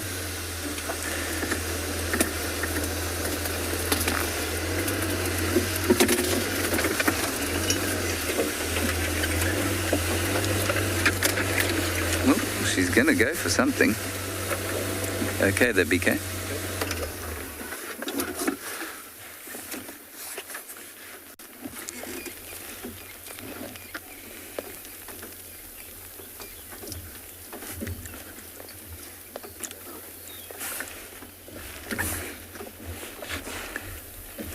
Now those Impala are a good 150 to 200 meters away, across the riverbed. But obviously she's evaluating whether or not there's a an approach that she can take that might conceal her and allow her to place a delicious impala in a tree for 4 days, and in so doing allow us an easy time of it for 4 days. That would be great.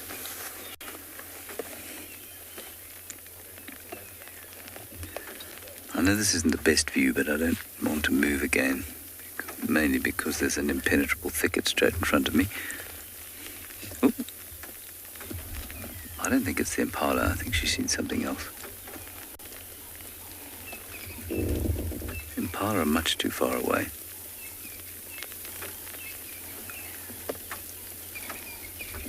I don't want to move right now.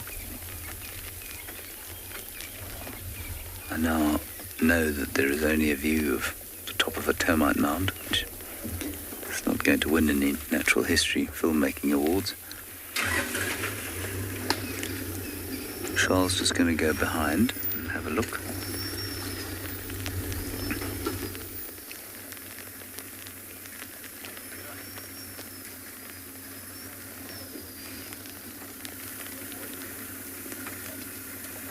All right. I'm just going to wait for him to stop.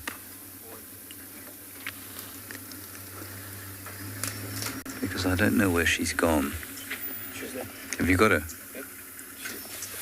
Oh, shot. Right, okay, so it's not the impala, definitely. Well spotted, BK.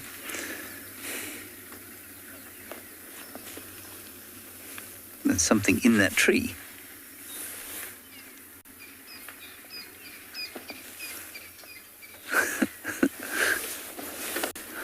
Can't actually see her with my naked eye. I can only see her on the camera. All right, let's move.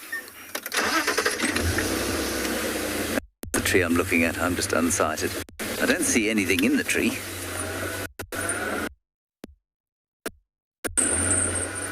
It's the same. This is the area where we had those owls and eagles yesterday. Oh, goodness. I'm not sure we're going to get through here. What do you think?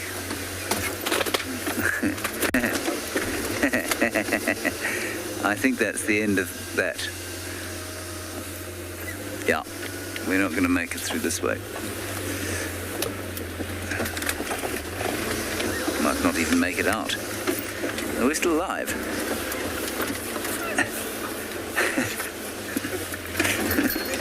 Oh, we are. We are still alive. Okay, we'll try and see if we can catch up with her.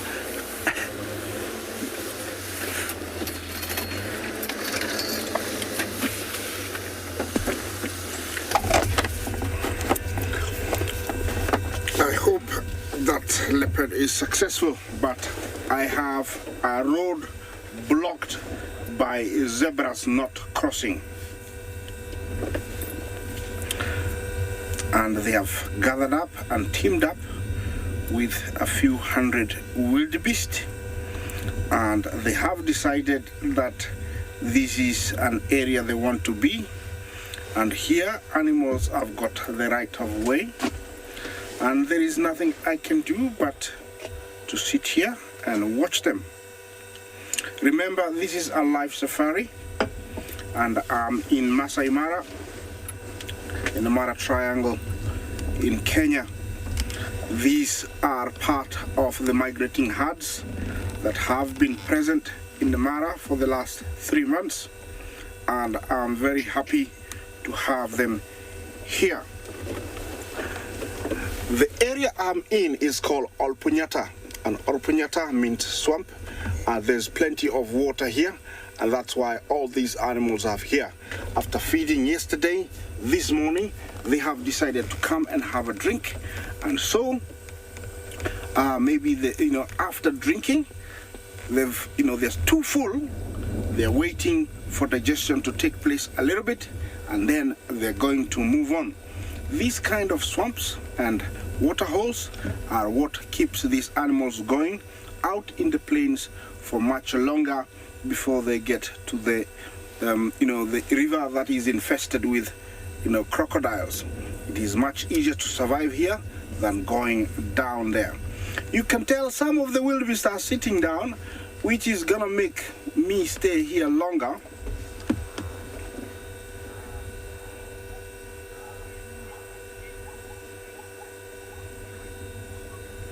Striped horse. Hello. You know, you ask how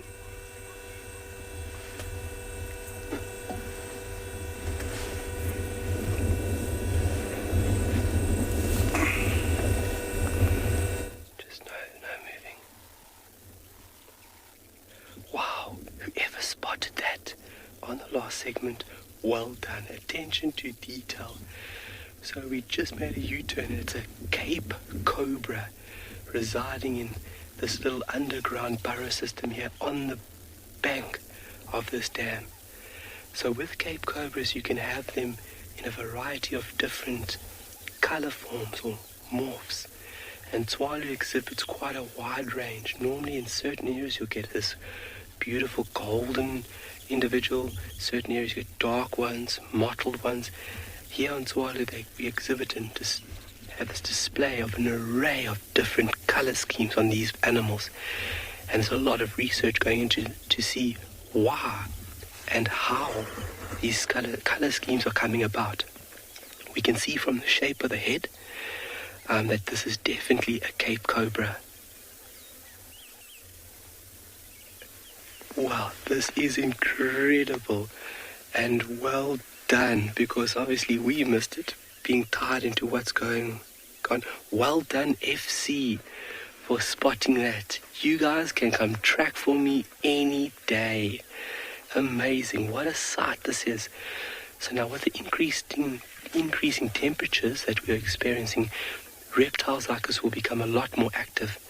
And being ectothermic organisms, they're relying on the external environment. They're relying on the atmosphere for their heat requirements. So in a day like this, they can be very active, because if the sun is out full blast, they cannot regulate where they stop with the heat. They will just continually increase in body temperature. That's why snakes, people always come here and they say, you know, where are the snakes? Snakes have to be very clever, first and foremost, not to overheat, and then as well as there's so many things that predate on them. People see snakes and they just think, oh my word, excuse me, it's a dangerous, ugly animal, but they're important components to regulate mice populations, rodents, birds, lizards, but then also they are an important prey source for a lot of other animals. Oh my gosh.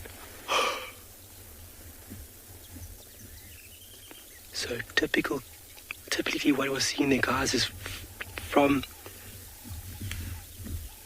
wow, incredible. I am shaking right now, but look at the hood. That hood is used to show an aggressive behavior. That hood being splayed out gives the animal a bit more of a larger appearance, to seem more fierce. If that's not enough, the snake will raise its body up, and then as well as giving this low-laying hiss being produced. A very fast, very active snake, and they are active predators. That means that they will go in and search for a prey item, and once they find the prey item, they'll give a quick bite. The bite from these animals, these epaulets, are high in proteins, and they affect the neurological system. Victoria, that's what we're trying to understand here on Tswalu. Is it a gene passed on? So from mom, would this gene then be passed on to the offspring? Or is it environmental factors? Is it the food they eat? We yet don't know. And so what Tswalu is doing in connection with Tswalu Foundation, that walking encyclopedia runs, Mr. Dylan Smith, so we're trying to find out what is this change. And so the Tswalu Foundation has created a small research section to understand these snakes, because they are very, very abundant through South Africa, but yet we know hardly nothing about them. And it's important research that's been conducted on Tswalu that we can then take this information and go forward with it to protect it and to shed more light on these animals. They are remarkable creatures. Unbelievable. So this looks like to be an adult, and this is definitely a dark morph. I've seen like this golden yellow individuals, speckled, and then these ones here, almost jet black, but a very impressive snake. Wow, well done, founder control. That was fantastic. We actually left the site, guys, and as we came back, we thought it was a stick. And as we came past the bank here, its head went slowly into the hole. We freaked out. But what an amazing sight. You don't ever get to see them like this. On Tswalu, we're really lucky because after the rains, sociable weavers will actively start breeding. And that's when we have these snakes going into these nests and seeking little chicks. They actually are big regulating factors on the population of sociable weavers. They can have a huge effect on the population. But a very active snake eating small birds, lizards, and as well as other snakes. How about that? A snake eating another snake.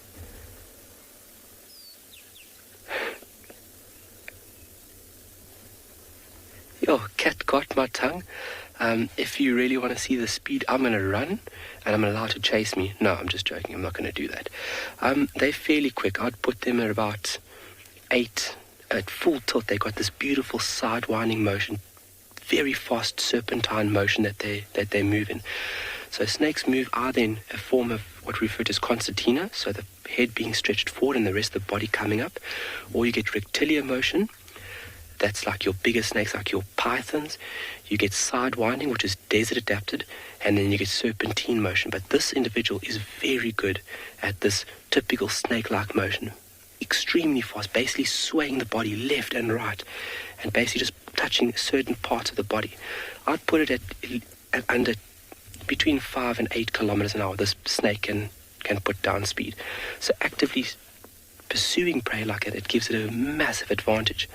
And then the venom that it holds is incredible. So with these snakes, they've got a small fixed fang on the front of the jaw, and one quick bite, and I mean, you're looking at a rodent maybe a couple of seconds.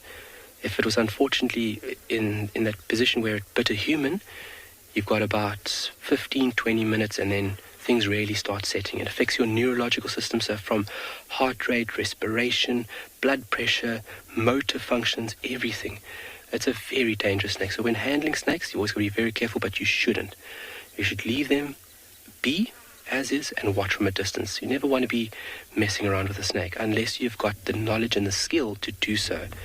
Snakes should be you should always be really cautious around a snake.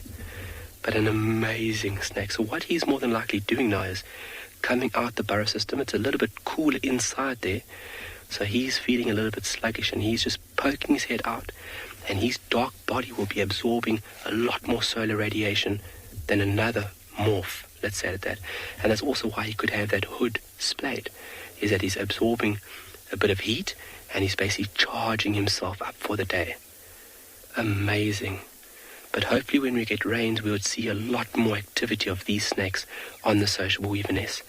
The skills that they have to move in the tree, first and foremost climbing or scaling up the tree and then making its way over the social weaver nest is a phenomenal thing to witness. Obviously, unfortunately for the chicks, but that's why sociable weavers breed in that quick burst format. As soon as there's rain, they breed. So their populations can regulate and bounce back very quickly. But these guys are very important predators to regulate the population of social weavers. Because if social weavers get too many, the population grows to an extreme proportion, they will be detrimentally affecting another part of the ecosystem.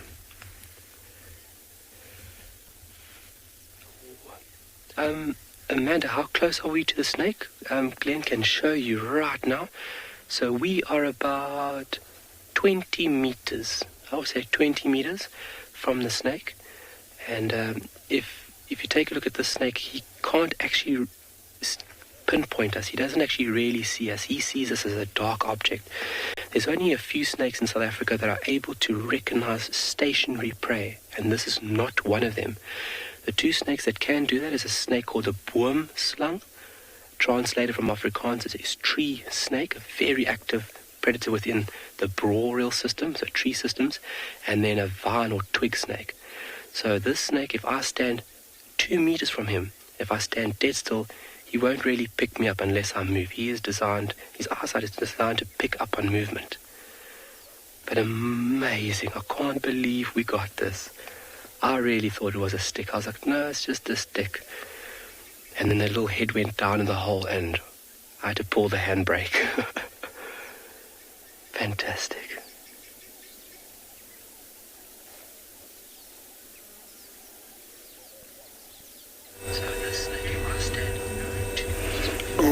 All right, welcome back, guys.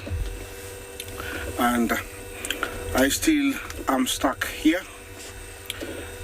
because of this zebra block plus wildebeest. This is an area they feel very safe, and you can tell they're standing facing either way, and that is so that they can detect danger. The surrounding area is full of them, and I think they're feeling very comfortable being out on the track because it's nice and warm. Also, if there's any predator, they would have seen it long time. This is what happens in the heat of the day.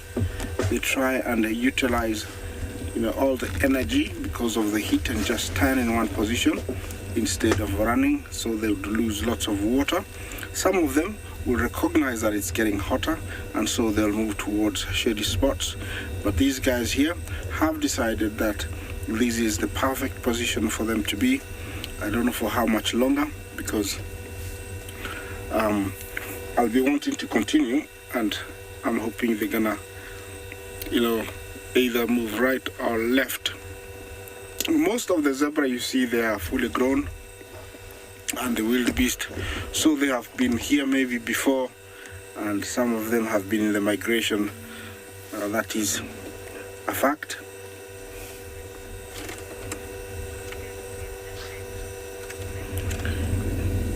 Yeah, sorry, that question we didn't finish about it. Striped horse, Jumbo, you want to know about our zebra's eyesight? It is very, very good. It is actually one of the best animals with the best eyesight here in the plains, and with a good vantage point it is able to pinpoint an animal in a good half a kilometer away. So they have very, very good eyesight. We have a few more wildebeest there coming, and a few more in the marshy spot. I think they are drinking. You can tell that the contrast of color between the green and the less green grass there. The green one, there's plenty of water here, and that's the main reason why these wildebeest and zebra were here. There is lots more coming, as you can see. There are more and more and more coming. So maybe in another couple of minutes we will be surrounded by zebras and wildebeest. Well, this is a beautiful sight, and I'm enjoying it. Hope the same for you guys. But I'm gonna try and move on, find something else. And while I do that, let's see what else we can show you.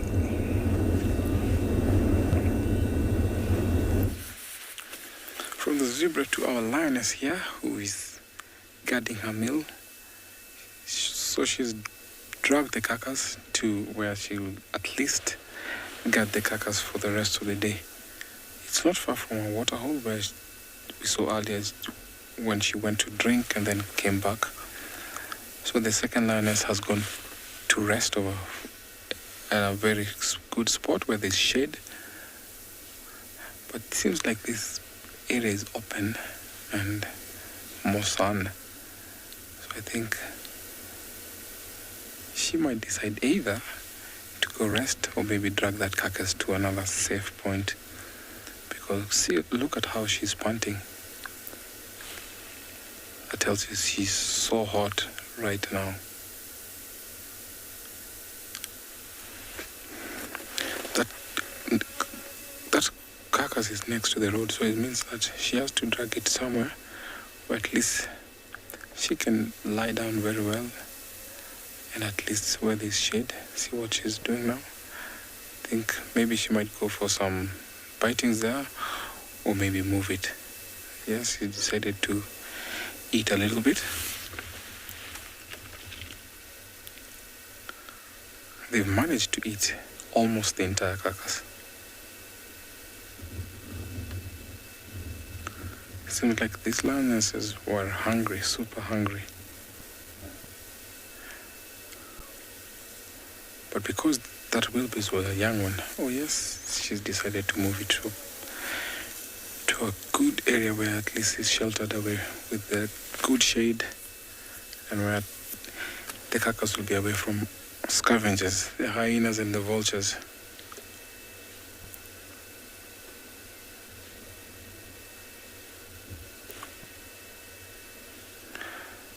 So when this lion will find some shade, she will lie down there.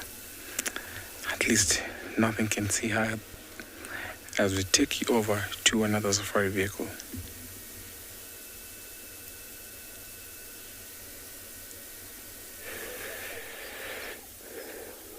So being like this, very close to the hole, if there's any threat for the snake, that snake has an escape route. It'll go straight back down that hole. And he's just keeping a watchful eye for any birds of prey. That would be his biggest threat here, is birds of prey. Things like a secretary bird or the black-chested snake eagle would happily snack on the snake very quickly. They get fairly big, 1.2 meters. It's a fairly big snake. And I just cannot wait. Now that we've seen one, I cannot wait for the opportunity for myself and Glenn to show you guys one on a nest. Just the skill. You think, how does that elongated body, is able to move through and around a nest? They're very clever. They actually pinch part of their body in between the nest, and they actually scale the nest. So birds of prey are its biggest threat, hands down. Land mammals, birds. Secretary bird, black-chested snake eagle, brown snake eagle, they would snack on this little guy. But a really remarkable predator, an amazing snake from all aspects, from its venom. So with these epaulets, they've got a small fang at the front of their jaw, and snakes in South Africa are grouped into different groups due to the dental structure. So this guy would be in a group where they have a fixed front fang. Other snakes, like the adders, like a puff adder, it'll have a front hinged fang. And with these different dental structures, you have a different possession of venom. So this guy will be neurological, and for example, like a puff adder, it will be cytotoxic. So this guy affecting the nervous system, whereas in a puff adder's venom would be affecting the bite side, actually breaking down the tissue. Amazing to see, my word. Look at the hood being raised. So just increasing the surface area, allowing this animal to charge itself up a lot quicker. And those are via muscles, so that hood can be compressed alongside with the body. And when it feels threatened, it picks itself up and it expands that hood to give it a very aggressive, very dominating visual aspect.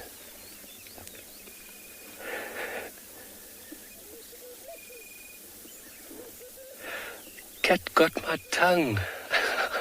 Cat got my tongue. Definitely a black mamba. A black mamba is super quick. It can outrun a fully grown man, and that is one snake. That is one force to be reckoned with. Very aggressive, very clever, and super fast. So definitely a black mamba between these two, between a black mamba and a Cape Crow, but definitely a black mamba is faster. He's also super aggressive. A black mamba will eat the snake as well. You've got snakes snacking on a variety of different food sources. Small lizards, geckos, chicks, baby birds, meerkats, unfortunately, and other snakes. It just shows you this remarkable reptile is able to adapt. And this is actually a modified lizard. It falls within the lizard family group. Ooh, Steve, are they immune to the cobra venom? No, it's a very potent concoction of proteins. Some animals they basically build immunity from eating.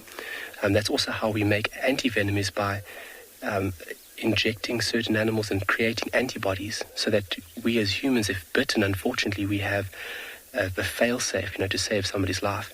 So some animals, when they consume, they do build antibodies, but birds, no. If you're bitten by this thing, I could be mistaken. You never know. I'm learning every day.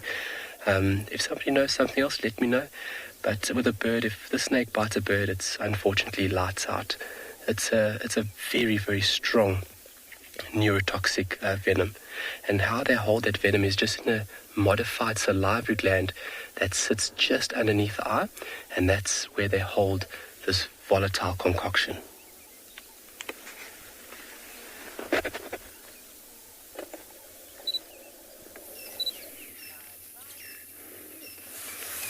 So there is the leopard Tlalamba.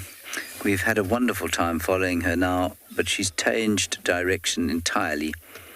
And interestingly, she called from precisely where I thought she had called last year. She... I think I've got low blood sugar. She called from precisely where she called yesterday evening. So down by that enormous big jackalberry tree that is on the southern end of this riverbed. And now she's heading up back towards the north, so she's covering a huge amount of ground.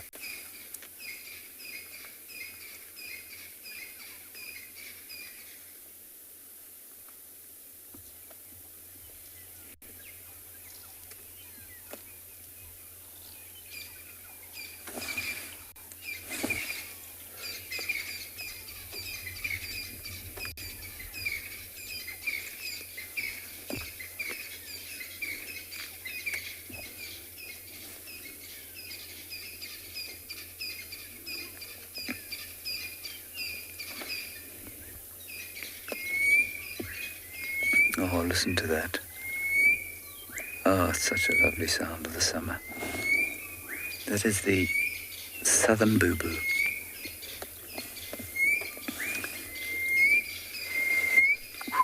There are two of them. One of them going, and the other one going.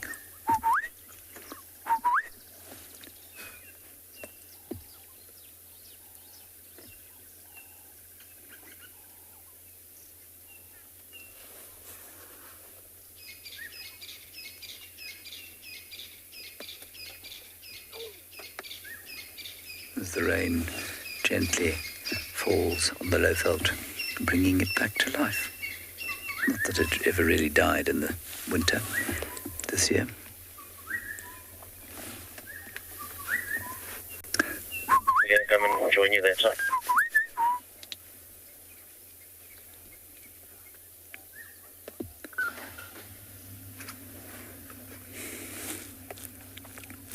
Kendra, they climb trees from about 6 weeks. So as soon as they come out of the den, they have to be able to climb trees. Otherwise, there's obviously a lot of danger involved in their lives. But I've seen leopards just 6 weeks old way up in the top of a tree. I've seen a 6-week-old leopard nearly fall out of a tree. She spotted something.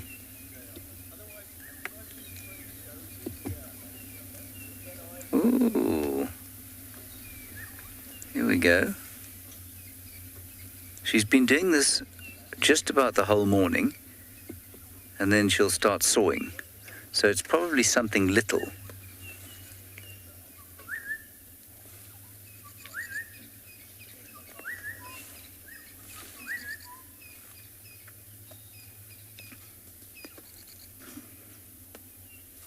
Look how patiently she's moving.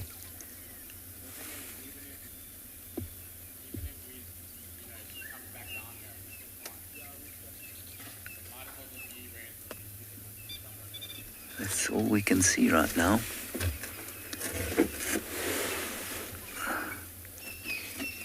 It really does make me depressed to think how many leopards I've driven past and continue to drive past. That's a great leopard sighting, eh? I think I should get my camera out. She seems to have stopped moving. Yep, there she goes.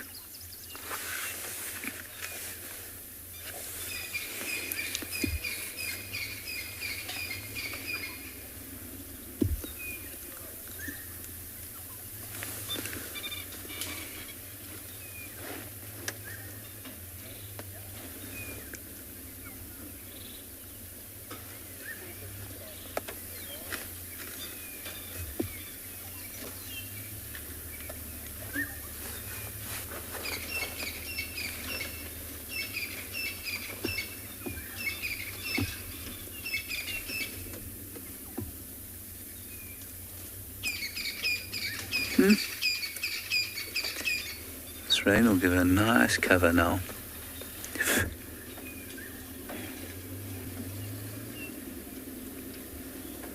Cover her footfalls, there won't be any crunchy leaves.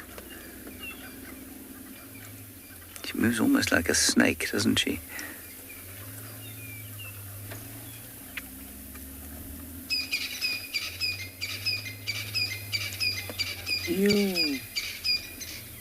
I wouldn't like to be in her sights. She's moving completely silently.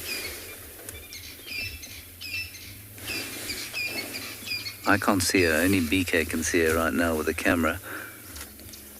Oof, that's nice.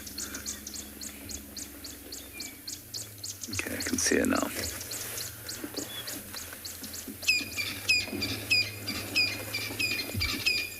I cannot see what she's going for, though.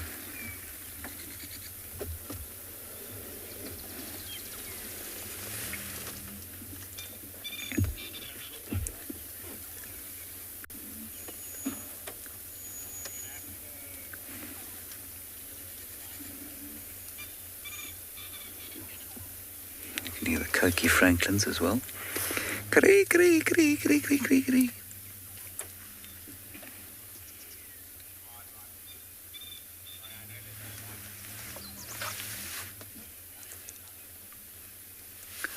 I should also be able to hear Tristan directing the car.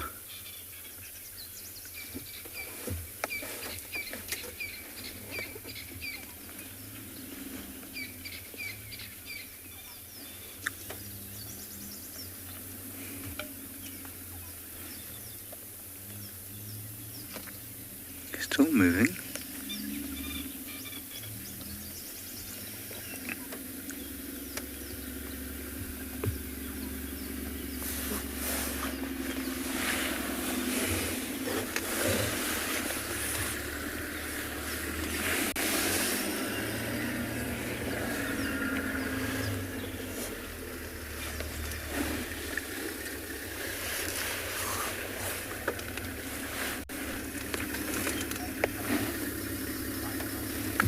And she's chased and caught. Did she catch? Oh, what was it? A duiker. Missed. Tristan says she missed it.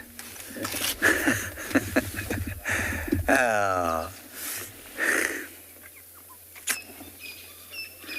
That's a sadness. I thought it might be slightly bigger than what she was looking at before because that was a proper stalk. Let's just see if we can see.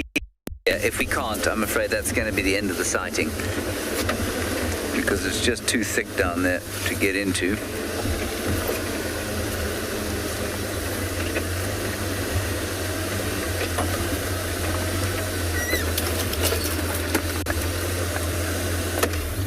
Yeah, I'm afraid. I think that's it. Shame. She must have been nearly on it. We'll try and extricate ourselves from here now.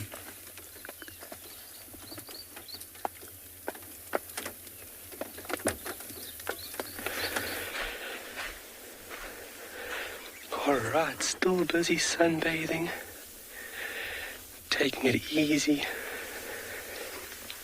I am just so over the moon about finding the snake, well, FC finding the snake. Reptiles are remarkable creatures. And having one like this, just playing ball, is just another level of entertainment. You can really observe the face. That's typical epaulet or cobra body shape. With snakes, obviously, their body structure and their head is designed to fit into a serpent habitat. I'm staring back. Myself and Glenn are busy giving in. I haven't blinked. So with that, snakes aren't able to blink. They don't have an eyelid. They have a covering, a transparent covering that covers the actual eye. And their eye would be protected by this layer from various things. Obviously, when they're moving through the undergrowth, that transparent layer protects the vital organ. Amazing. And you can actually see this layer if a snake goes through a process known as sloughing or shedding. It actually, oh my word, look at the tongue. So the tongue will be forked at the end, and that enables the snake to pick up scent particles, especially in the air. Scent particles, and if the tongue is pushed forward, then pulled back into an organ inside the mouth, the bottom of the mouth, the bottom jaw, from the chemicals being obtained onto the tongue, the snake can understand these chemical clues, if it's a prey item or if it's a predator, and as well as getting direction left and right. That's why snakes' tongues are forked. Remarkable lizard, highly specialized lizard. So over a time period, they have lost the use of their legs and it's become redundant. Oh my word. We might have a bit of movement here, guys. It's getting warm, and he's obviously reaching the stages now where he's got enough energy to move about. For Tim, their fangs are not very long. Long fangs will be held by adders. So like a puff adder, they've got very long fangs. Puff adder fangs are about 2-3 centimeters long. This guy will only be about maybe half a centimeter. Very small. Yeah, very small fangs. But your other snakes have larger fangs. That's where that hinged property comes into play. Oh. So nothing walking up from the bank. He just decided that he's going to go back into his burrow. So, so fairly small fangs in comparison to other snakes like your adders. Really remarkable, and how incredible was that all worked out like it did, because we actually left here and we got a message saying, did you guys see the snake? And I said to Glenn, I didn't see any snake. I don't know what snake they saw. Maybe it was a stick, but remarkable. A real privilege to see these reptiles. And like I said, if you ever run into a snake, just practice caution. Most important thing is to remain calm and give the animal space.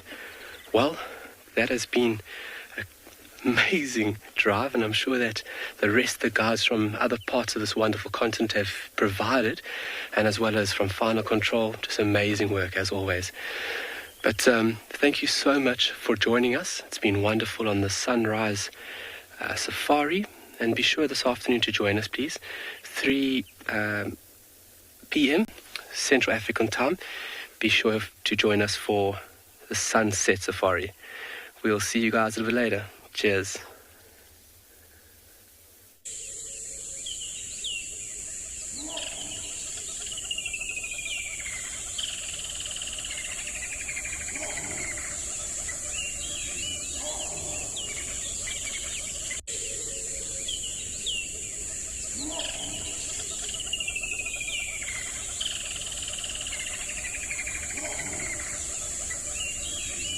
Is advised.